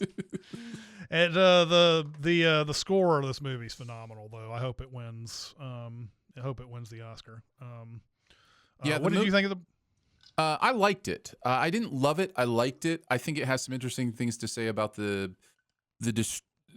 can be destructive nature of what it means to actually create art or to create your vision, I guess I should say. Like, there's some visionary fable going on here that I thought was interesting. I thought Adrian Brody was great. So it wasn't like I was actively disengaged, but there was nothing about it that elevated it to that level for me where I was thinking about it for days afterwards or anything like that. It was just, you know, it was an epic story told in an epic way, and that's, you know, what makes it interesting. Yeah, it took a huge swing and hit a double. Yeah, basically. sure. Yeah, I think that's right. Seems fair. Perfect. The next one on the list is Conclave. Oh, I literally just watched this last night. Expertly acted. Expertly acted. I did not have a great time, but I think it is a high quality film. Yeah, it's been interesting to watch these final few days. It's kind of getting a little bit of that pre-Oscar, like, wait, could it actually be Conclave that wins Best Picture? Because I think it won at the SAGs. It won Best Ensemble. Yeah. And, you know, in surprise years, apparently Best Ensemble can be predictive. Like Coda won Best Ensemble, and that was a surprise. Parasite, I think, was the same. So there's some people, you know, talking about it that way. I think it's phenomenal. I think Ralph Fiennes, as always, is incredible in this. My second time through, I was really focused on his performance and just how nuanced it is. There's so much going on underneath the conversations he's having that you are able to read in him. I'm really impressed with the cast here. I think the movie has more to say than I realized the first time through about the very specific issue. I'm trying not to spoil because I think the big one. the way this movie ends recontextualizes the movie in so many ways that my second time through, I was blown away by how that had been not necessarily hinted at, but had been a part of the thread of it the entire time. The issues involved there have been. So I just think that's really smart, really well done. The movie is about what you think it's about, and it's also about what you didn't realize it was about, which is, I think, impressive. Another big favorite possibly to win Best Picture is Anora, which I small recommended a couple weeks ago. I'm a huge fan of Anora. I'm a huge fan of Mikey Madison's performance in this. Also, the guy who plays Igor in this I could really literally watch those two for another 2-hour movie, and it would be fantastic to me. But this is it feels like a quick rise for Mikey Madison, who, if you've only been watching movies, I know that she's been on some TV shows and everything. You saw her in Once Upon a Time in Hollywood. You saw her in Scream. And now you're seeing her as an Oscar-nominated actress in this big movie. So I think in this one, we're finally getting to see like the more range that she has, because the other two movies focused a little bit more on the psychotic aspects of her range. So what did you guys think of Anora? Oh, well, I thought it was a wild ride. I enjoyed it all the way through. About halfway through the movie, it becomes something completely different than what I was expecting. And I enjoyed that surprise turn. So I loved it. It's one of my favorites of the year. I don't like any of the people in it. Like, I end up rooting for her because gives a great performance, and I think there's reasons enough to root for her, but she makes so many bad choices, and Sean Baker seems to really relish in making movies about people who make bad choices. Yep. It's his thing. That's his wheelhouse. But it's my favorite of his movies. And I really like Florida Project. But yeah, it's just a wild ride, unlike anything I've ever seen, and that's kind of my jam these days. Loved it too. Nickel Boys, a movie with a unique perspective. I really enjoyed this one. Unfortunately, it's got some really depressing subject matter, but stuff that you probably need to hear in your life. Really, really good movie here. Yeah, this is a concept movie in some ways as well. And for the first, I'm going to say 15 to 20 minutes, I was like, oh, this concept is kind of hindering my ability to enjoy this movie. And then the movie makes some choices that shifted my understanding of how metaphorical the concept was and the ideas that it was dealing with identity and how you see yourself, and how and then some of the choices are just blew me away. This is one of those movies that if I'm in a different position and I'm not paying attention or I'm not zoned in the same way, I can see myself going, this is kind of artsy, a little pretentious, those kind of things. But I was locked in, man. And I think the art in this movie specifically, feeds the story so well, and the metaphors that are going on so well, or allegory is probably a better word to say. But on a narrative level and on that allegory level, I was blown away with the choices it was making. We got 6 more Oscar-nominated pictures to go real quick, and then we'll do our best of after this. And we'll kick that off with a movie that's gotten quite a bit of backlash since it got into the public consciousness, and that's Emilia Perez. It's not good. It's not a very good movie at all, and yet it has been showered with 13 Oscar nominations. I feel like there are so many more deserving movies that should have been looked at over this one. I feel like Zoe Saldana is like still the favorite to win Best Actress. Is that right in this? But I don't know about anything else. This was sweeping awards until like the people started talking. The actual people started talking outside the movie, and things or stuff was discovered that they had said back in the day. I was very nervous for Critics' Choice. I did not vote for this movie. I didn't like it before I knew stuff, and our voting was done so early because our voting was done before, a week before the fires broke out, right? Mm-hmm. And so like our voting had already been done before a lot of this stuff came out or whatever. And then I was just across anything but Emilia Perez, please, for Best Picture, anything but Emilia Perez. So I was very very happy to see Anora win Best Picture at Critics' Choice. Yeah. Nice, I mean, this is one of this is an all-timer, and like a lot of people are comparing this to something like Crash or Green Book. Crash and Green Book are 15 times better than this movie, so I don't even agree with those comparisons. Right. Going down the list further, Nosferatu, that's a movie I didn't like at all. I guess I liked it okay. I thought the visuals were okay. I didn't understand the reasoning behind making another Nosferatu.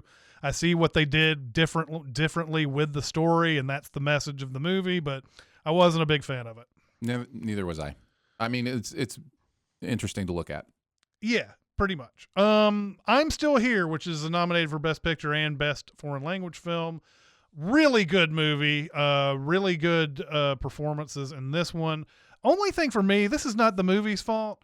It felt a lot like the movie a couple of years ago called Argentina 1985, which had the same kind of subject matter in it.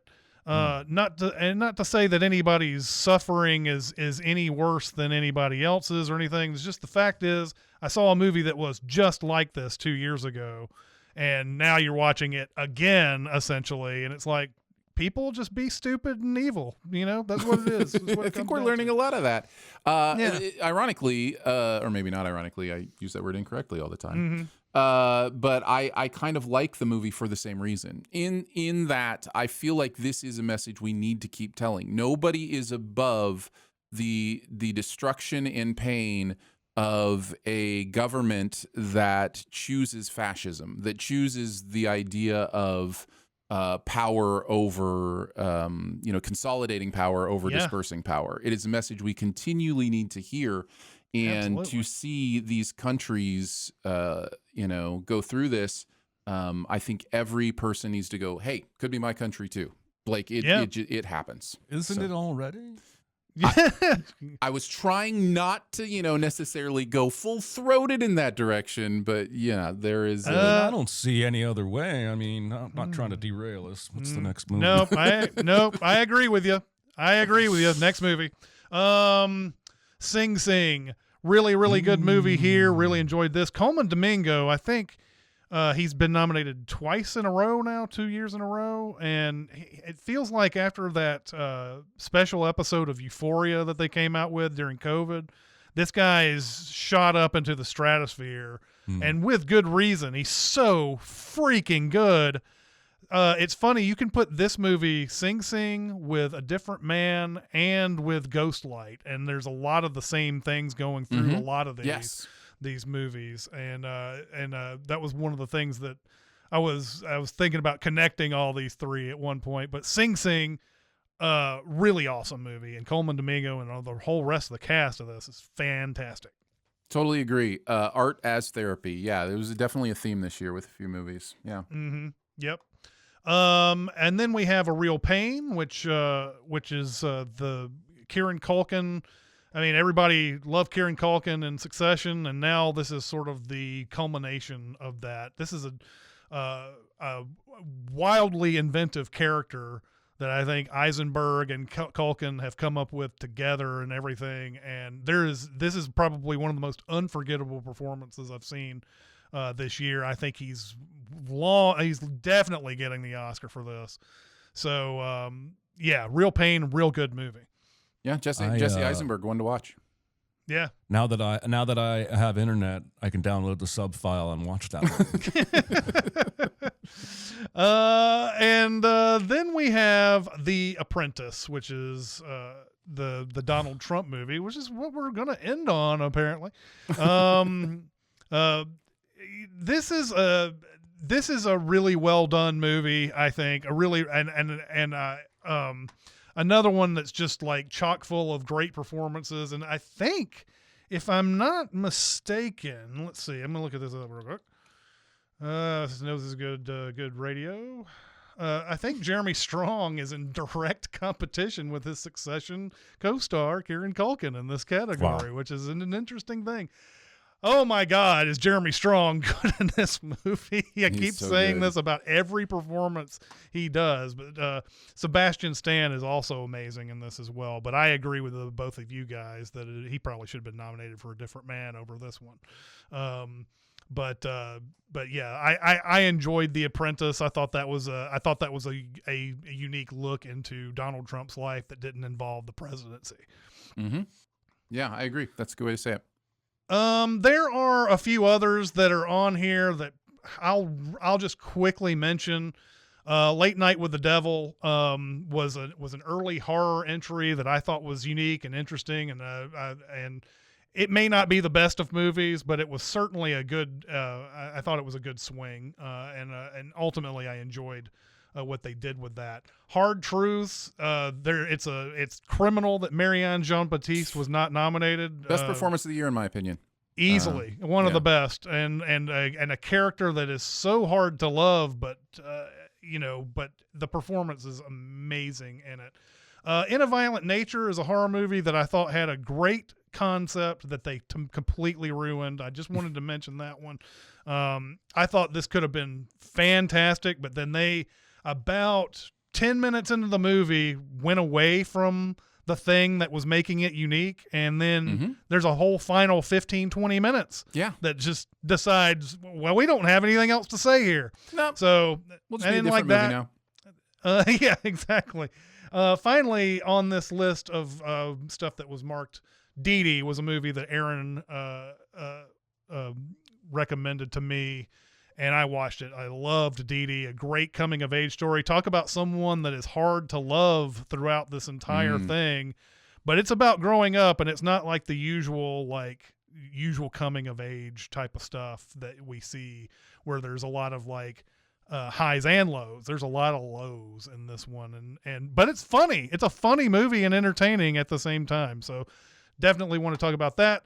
There are a ton of others, but we are now at the precipice on this one. I think we went through all the ones that we marked, and let's talk about what our best movie of 2024 is. Remind me, Jeremy? Do we only need 2 of the 3? Is that how it works? Yeah, if 2 of the 3 state their favorite movie at the beginning, then that's going to be the favorite movie of Recotopia. I'm just worried that more than any year prior, I'm going to mess this up with my plebeian ass. Whatever. Are you ready?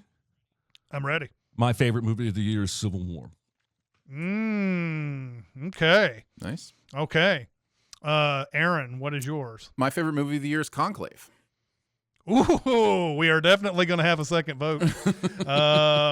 And you guys probably will not have guessed my favorite movie of the year. But my favorite movie of the year was Hundreds of Beavers. Oh, that's great. Good. Love it. Good call. Still is. After all this, I think it was the most inventive movie of the year. All right. What was your second favorite movie of the year, Jeremy? Furiosa. Ooh, okay. Aaron? My second favorite movie of the year was Inside Out 2. We're going so deep. We are going to go deep on this. My second favorite movie of the year was Nickel Boys. What was your third favorite movie of the year, Jeremy? I feel like Nickel Boys or Conclave is going to get it. Wild Robot was my third favorite movie. Ooh, good call. Good call. All right. My third favorite movie of the year was Nickel Boys. There you go. Ooh. Whoa, I think that's going to be a winner. Calls a winner on this one. My third favorite of the year, I don't know if I got that far down yet. But man, what would it be? Just don't say Conclave or we're tied again. No, Yeah, it's not going to be Conclave. Conclave. It's definitely not that. You know what? I'm gonna give love to a Real Pain again here. I think that would be my third. But it looks like Nickel Boys is our winner for 2024. That's pretty amazing. I would not have predicted that. But yeah, such a good movie and something that deserves to be seen. Only got nominated for 2 Oscars. It should definitely be seen by as many people as possible. But I liked all yours, Jeremy. You don't need to worry about that. Those were all great good. choices. Those were all good choices. All right. Good. I had Furiosa at 7. I had Hundreds of Beavers at 8. So, we're... I mean, I had all the ones you guys listed in my top. I listed 11, but just not in the same order. Yep. Okay, that is not it completely. It's it completely for me and Jeremy. We're going to go away, but Aaron is going to answer any of you guys' questions about movies we did not mention this year because he has seen them all and has an opinion about them all, and he's ready to answer you. So I'm going to go ahead and say. Thank you, chat, once again for coming out here and spending time with us for this 2 hours and 8 minutes that we've done so far. And obviously, you're going to continue. Some of you are going to continue after this, but I'm going to sign off, and Jeremy's going to sign off, and Aaron will stay here. So I will see you later. See ya. Bye. Bye, guys. Wait, before you go and we get to the outtakes, just one more thing. Homework for next week is Unstoppable. That's right. The Denzel Washington, Chris Pine train movie is going to be the big recommend for next week. All right, on to the outtakes. Be a part of the live show by being a member of the Sin Club at Patreon at patreon.com/cinemasins. Chat with us on the Cinemasins Discord at discord.gg/cinemasins or Cinemasins Twitter at Cinemasins, and email any comments or questions to Recotopia@cinemasins.com. That's RECOTOPIA at cinemasins.com.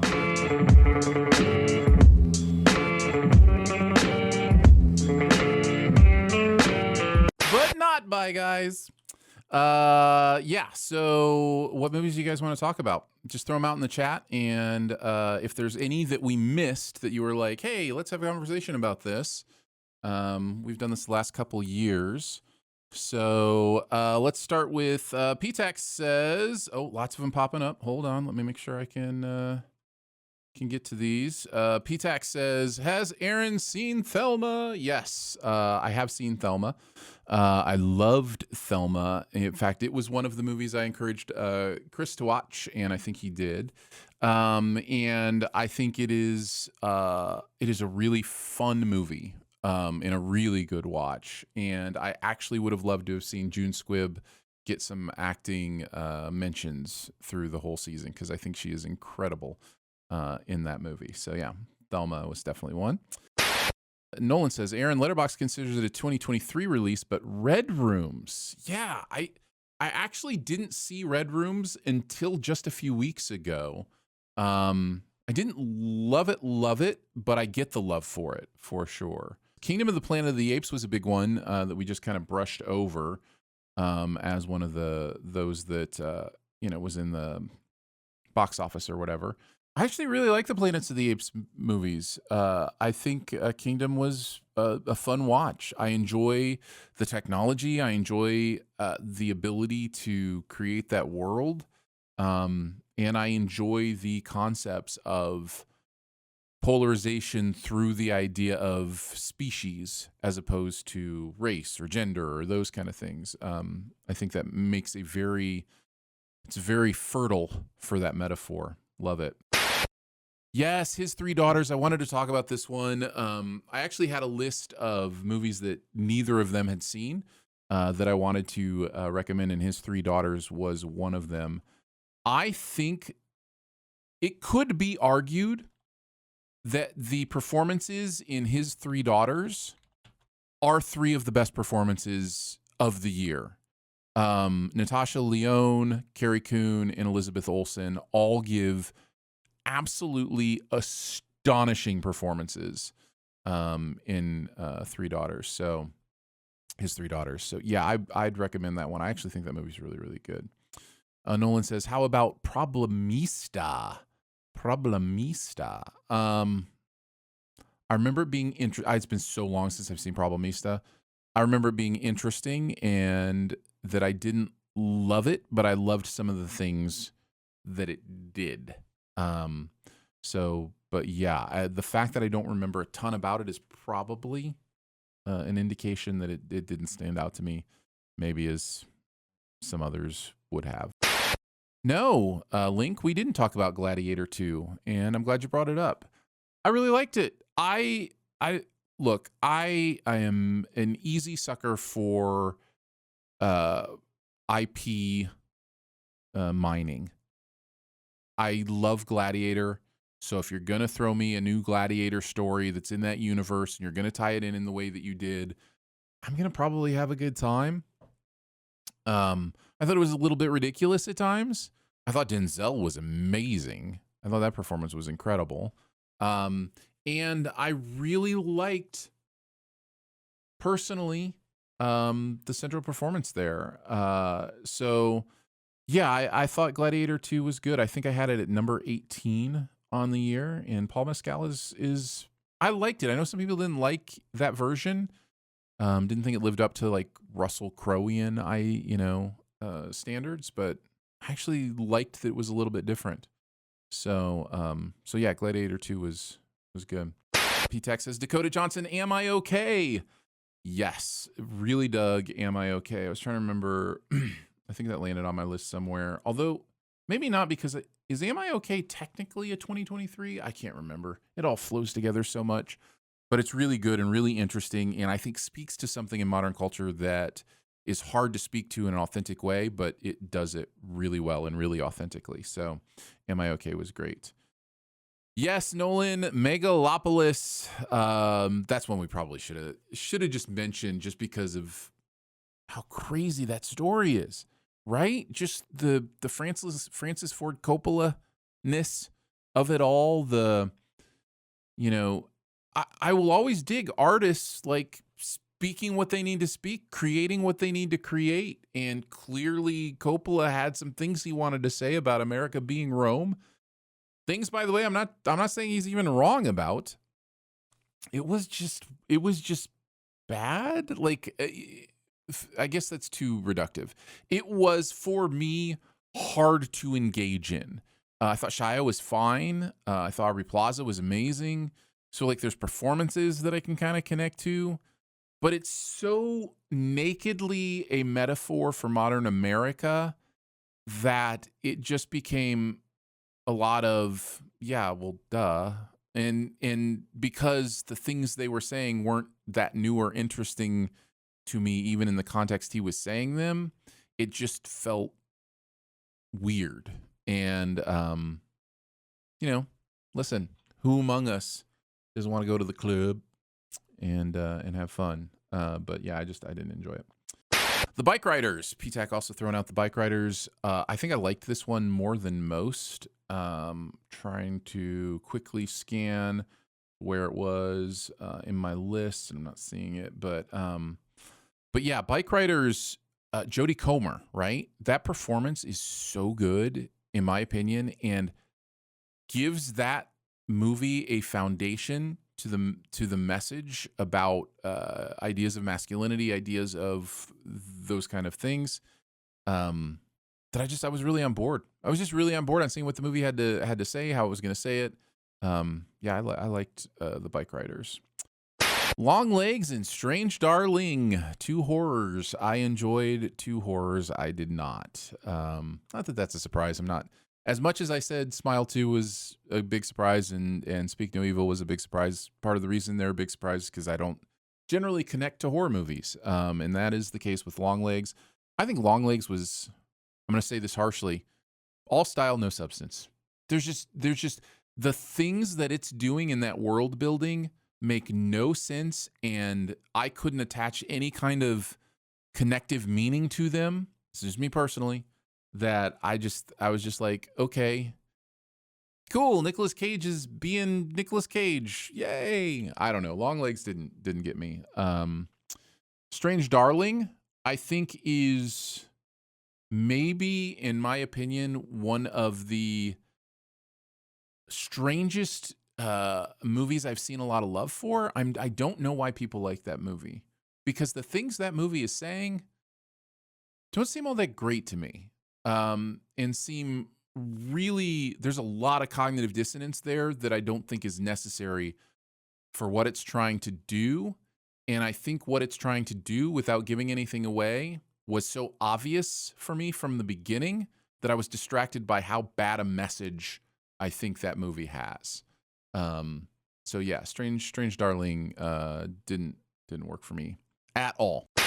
It's a sequel that did what sequels are supposed to do. I actually think it's better than I think it's more understanding its characters in the second one more than in the first one. And so because of that, I think it's a more fun ride for me in Frozen Empire. I think it feels more like a Ghostbusters movie than the reboot, like the first reboot did. So I actually like it. Yeah, we didn't talk about Joker 2, Folie à Deux. At least I don't remember talking about it. And that's probably because none of us really liked it. And it's a weird thing when a director seems to make a movie specifically to say, hey, people who liked my movie for this reason, I'm going to make a movie you're going to hate. I don't know.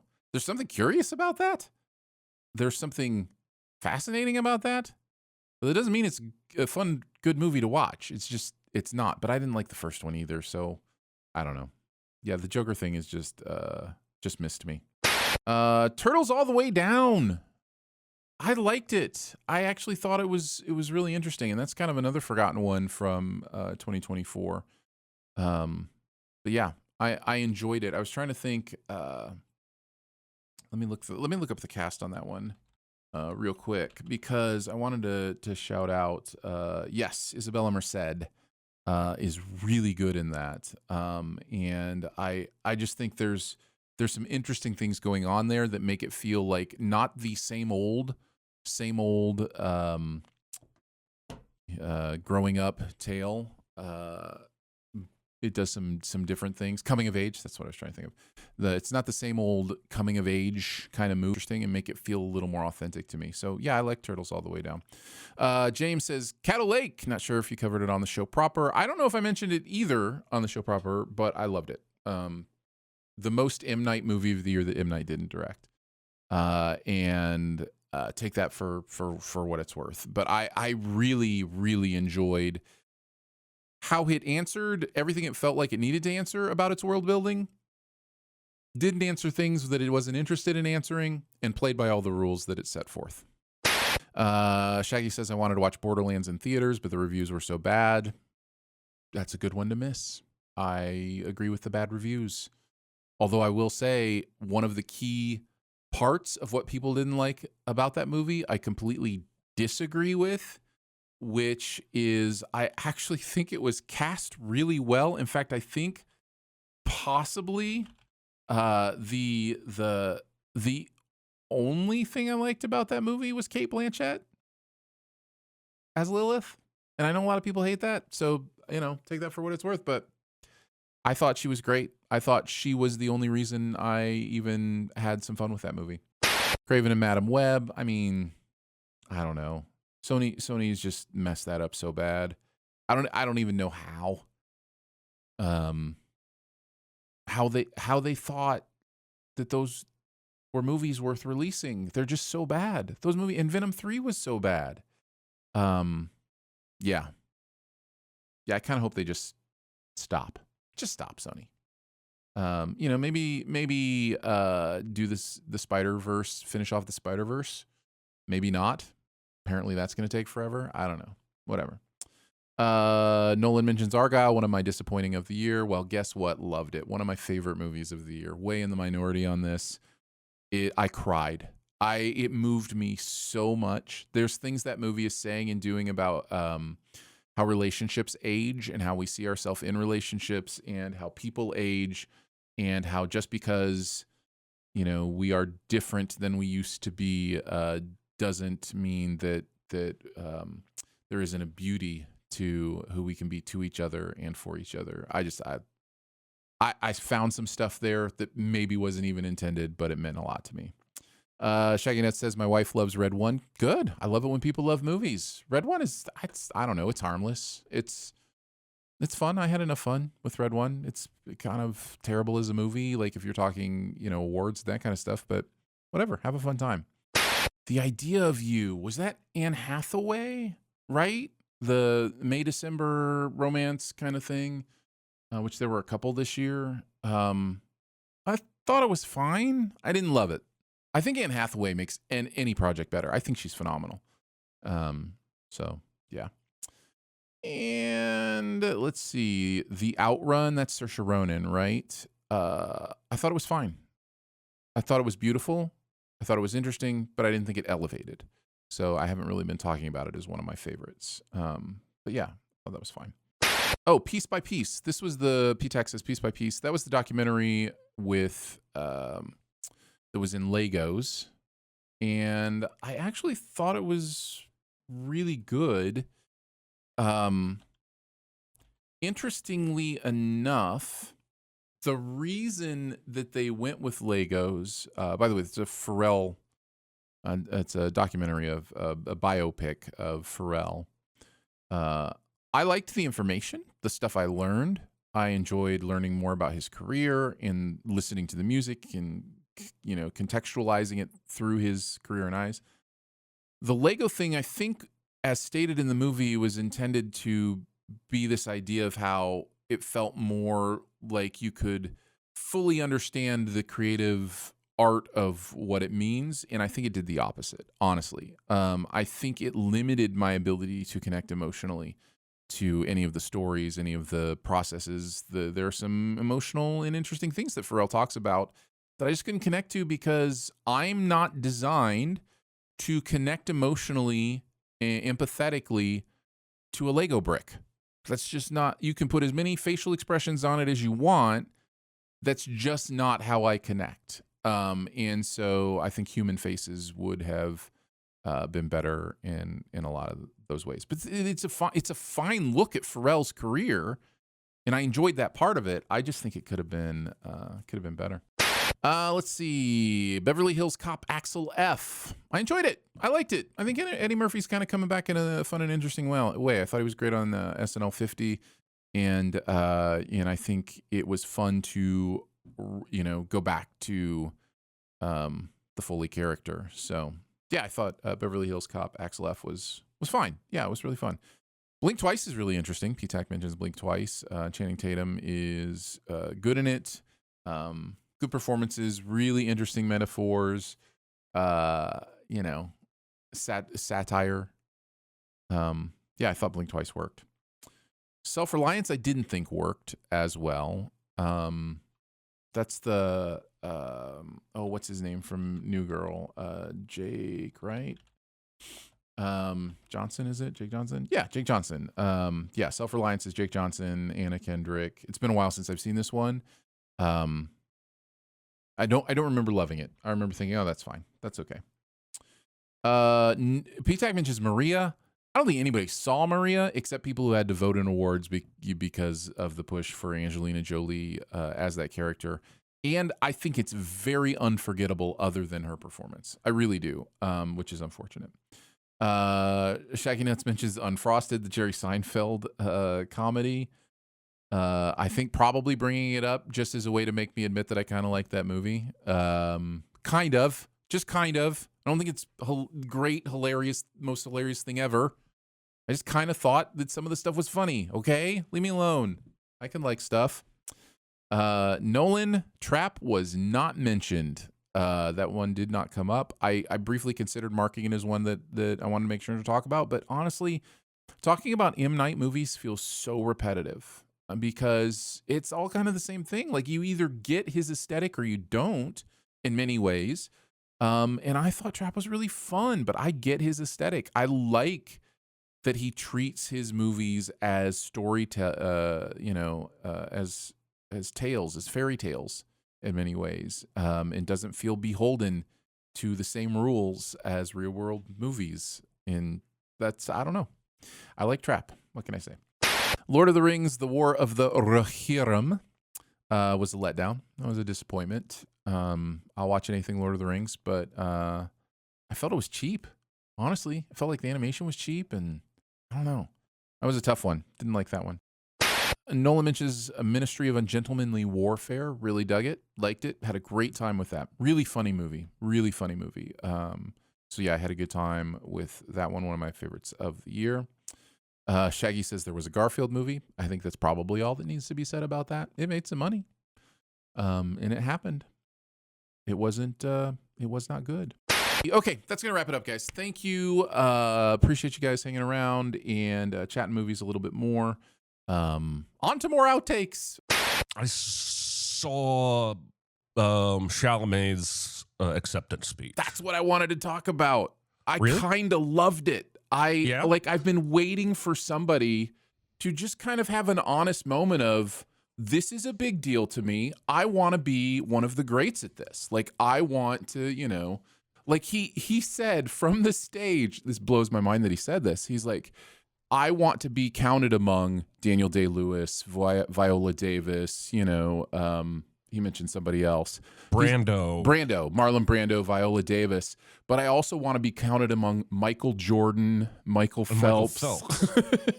Tiger Woods. He didn't say Tiger, but that's the idea. And I'm just like, good for you, man. Like, go get it. Like, do your thing. I don't know.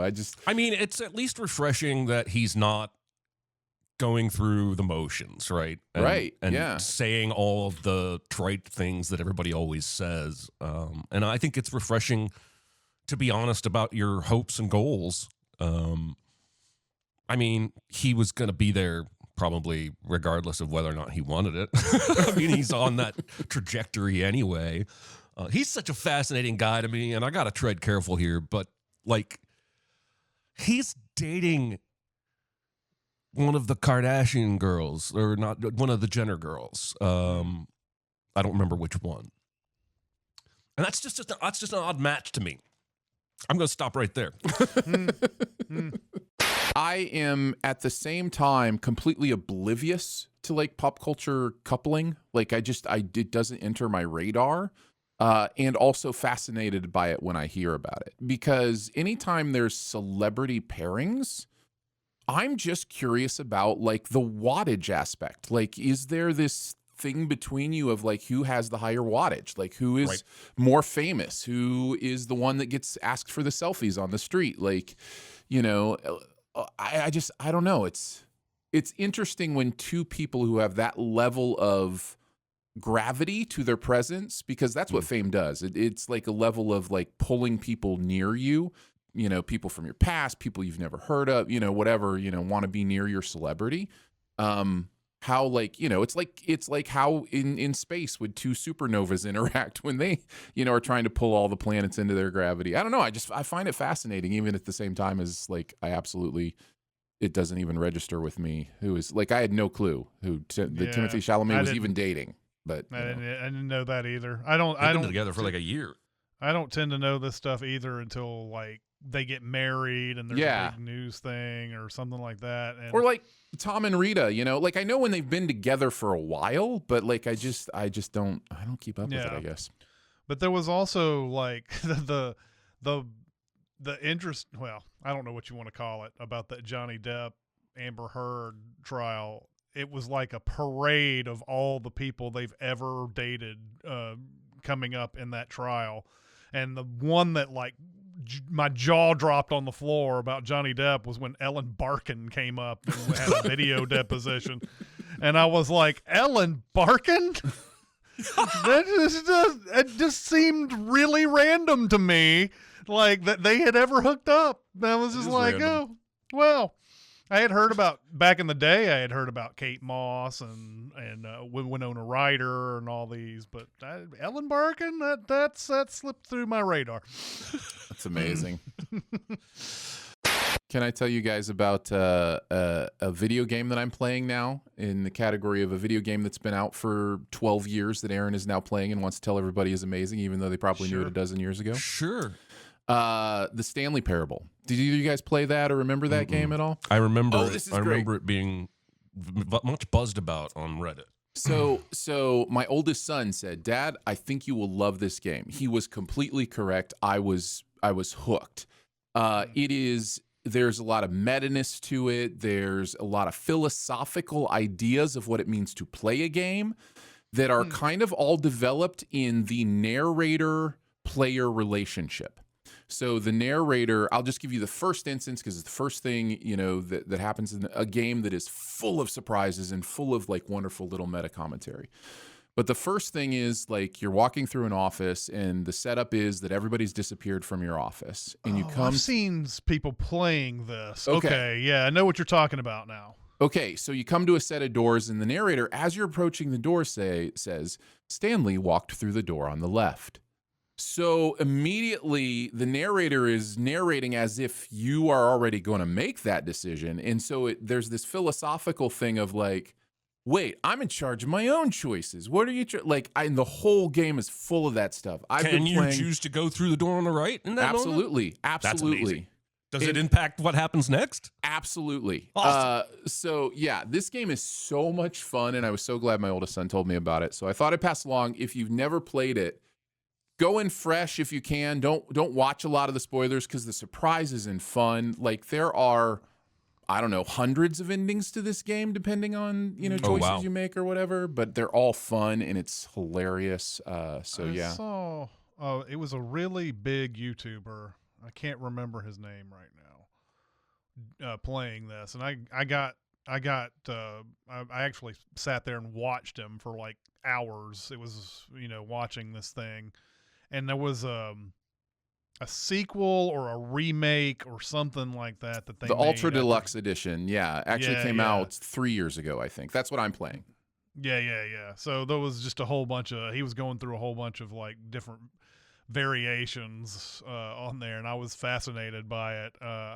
I was like, I don't know if I want to play this game, but I think it's fascinating to watch it for sure. Yeah. I did think about getting it and playing it, but I haven't pulled that trigger yet. Yeah, my son told me about it, and I was like, well, the only time I ever game is casually on my phone. I shouldn't say ever, but mostly game is casual on my phone, or maybe I'll pick up my Switch controller and play something like a Mario game or a Pikmin game that I've got on the Switch if I'm, wanting to kill time that way. And I was like, well, I'll see if it's on the Switch, and they had it on the, the store on the Switch, and I was like, okay, that's not too expensive. I'll just play this a little bit, and if I like it, I'll keep playing it. And I've been playing it like all my free time the last couple of days. I'm like, got to get back to the Stanley Parable, see if I can find some other, travels or journeys or adventures. So, yeah. This dude was 22 years old when he made this game. Oh, that's awesome. I love that. That's cool. He'd been playing other games and started just musing about, well, what if I didn't do what the game is telling me I'm supposed to do, and then partnered up with the other guy and created this thing. 22 years old. God. Yeah. At 22, I'm not gonna denigrate myself, but I hadn't done anything remotely worth mentioning at 22. I did this, I thought going into this month that I had seen a lot of movies. I thought I was fairly close to, like, I would have to watch just a handful to get to where I needed to get, and realized quickly that that was not true. I found myself at the Belcourt a bunch. I found myself finding movies that had just hit streaming a bunch, and just like, and then once I was done, Aaron goes, "Here's 10 more you might want to watch." and like, I think 8 out of 10 of those movies were awesome. Like, I'm just like, Good. you know, I'm glad to hear that. That's good. yeah. So I was just like, and after that, I nearly, but I was like, I'm not gonna do this to myself. But I nearly said, Aaron, I got time for maybe one more to fit in. I just said no. I had watched 4 movies yesterday, and I was done. So yeah, it's wild. Meanwhile, my internet went out Thursday. Whenever you guys recorded The Informant, my internet was out, but so was like apparently half the country's Xfinity was out that morning. But then my internet went out again 2 or 3 days ago, and it was just a dead modem. No matter what I did, it would not reboot, and so I had to like. First of all, I did not know this, but they automate everything now. I went to Xfinity's website. There was an AI chatbot that within 2 minutes had scheduled an appointment for me 4 hours from then for a technician to come out. I think the technician is just a contractor who lives in my county. But while I'm going without internet for 3 hours, I'm like, well, I guess I'll pull up one of these movies that I got from Aaron to watch for this podcast. So I pull up A Real Pain, which I still have not seen. I'm really wanting to get to it, but it starts playing. I'm like, oh, I can't understand what anybody's saying. I better download the sub file. Nope, no internet. Can't download the sub file. I had my first real experience with using conversational assistant on my phone. Yeah. So I loaded up I think Gemini is the Google, you know, one or whatever, and you can just have a conversation. So I did this for the first time yesterday because I have my this will need a little context. I have my Blu-rays ordered by date of release. Right. And so often I have to figure out where a Blu-ray goes. Well, I hadn't sorted one on the sheet, so I didn't know exactly where it went. So I asked, Gemini, hey, I think it was A Knight's Tale. I said, where does a Knight's, when did A Knight's Tale come out? So she told me. And so then I just said, what about, whatever, Avatar, or what about this? And I didn't need to do any kind. She just kept telling me the year it came out. And then I got to, I think Knight's Tale was 2010, if I'm remembering correctly, somewhere around there. Knight's Tale? 2001. 2001. That's what it was. 2001. So I got to something else in 2001 and said, when did such and such come out? She goes, such and such came out in May of 2001, 2 months before A Knight's Tale. Oh, wow. I didn't even, she knew I was trying to place this movie amongst other movies. Like, it blew my mind. I was like, that's exactly the information I needed, and I didn't even have to tell you that was the information I needed. That's fucking creepy, man. I don't like that at all. It is so weird, and I just like, it is her. We're gonna be in her land within the next couple years. The Joaquin Phoenix movie. Oh, sure. And it's gonna be weird just having an earbud in and just having a conversation with. I mean, I read an article the other day that said a very healthy percentage of people on dating apps are actually conversing with bots, not real people. Yeah. And they don't know it. Well, yeah. And at the Consumer Electronics Show, they already like had their first what you would call fuck bots. Yeah. Like, I don't know. Don't I don't you know assume what I would call them. No. You're right. You're right. How did you come to decide to order your Blu-rays by date of release instead of alphabetically like a normal person? I was thinking about, for me, what made the best display sense. And I liked the idea because I have a whole wall that we've built-in shelves to the wall. And so it really is like a wall display. And so I liked the idea of it being a history of film. So like if you look at like I have them separated by format.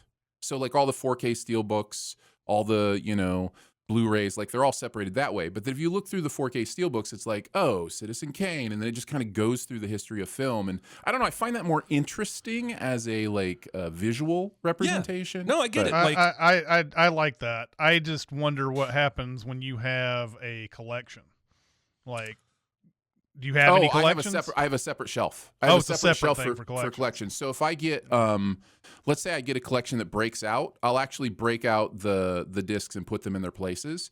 But if they're all in the same case, I put it in the collection shelf. Okay. I have all my Blu-rays in a giant cabinet, and I want to talk. Mine aren't organized in any fashion whatsoever. So when I go to look for them, I have to stand there for 15 minutes looking at every single title until I find the one I want because I'm a psycho. It's amazing.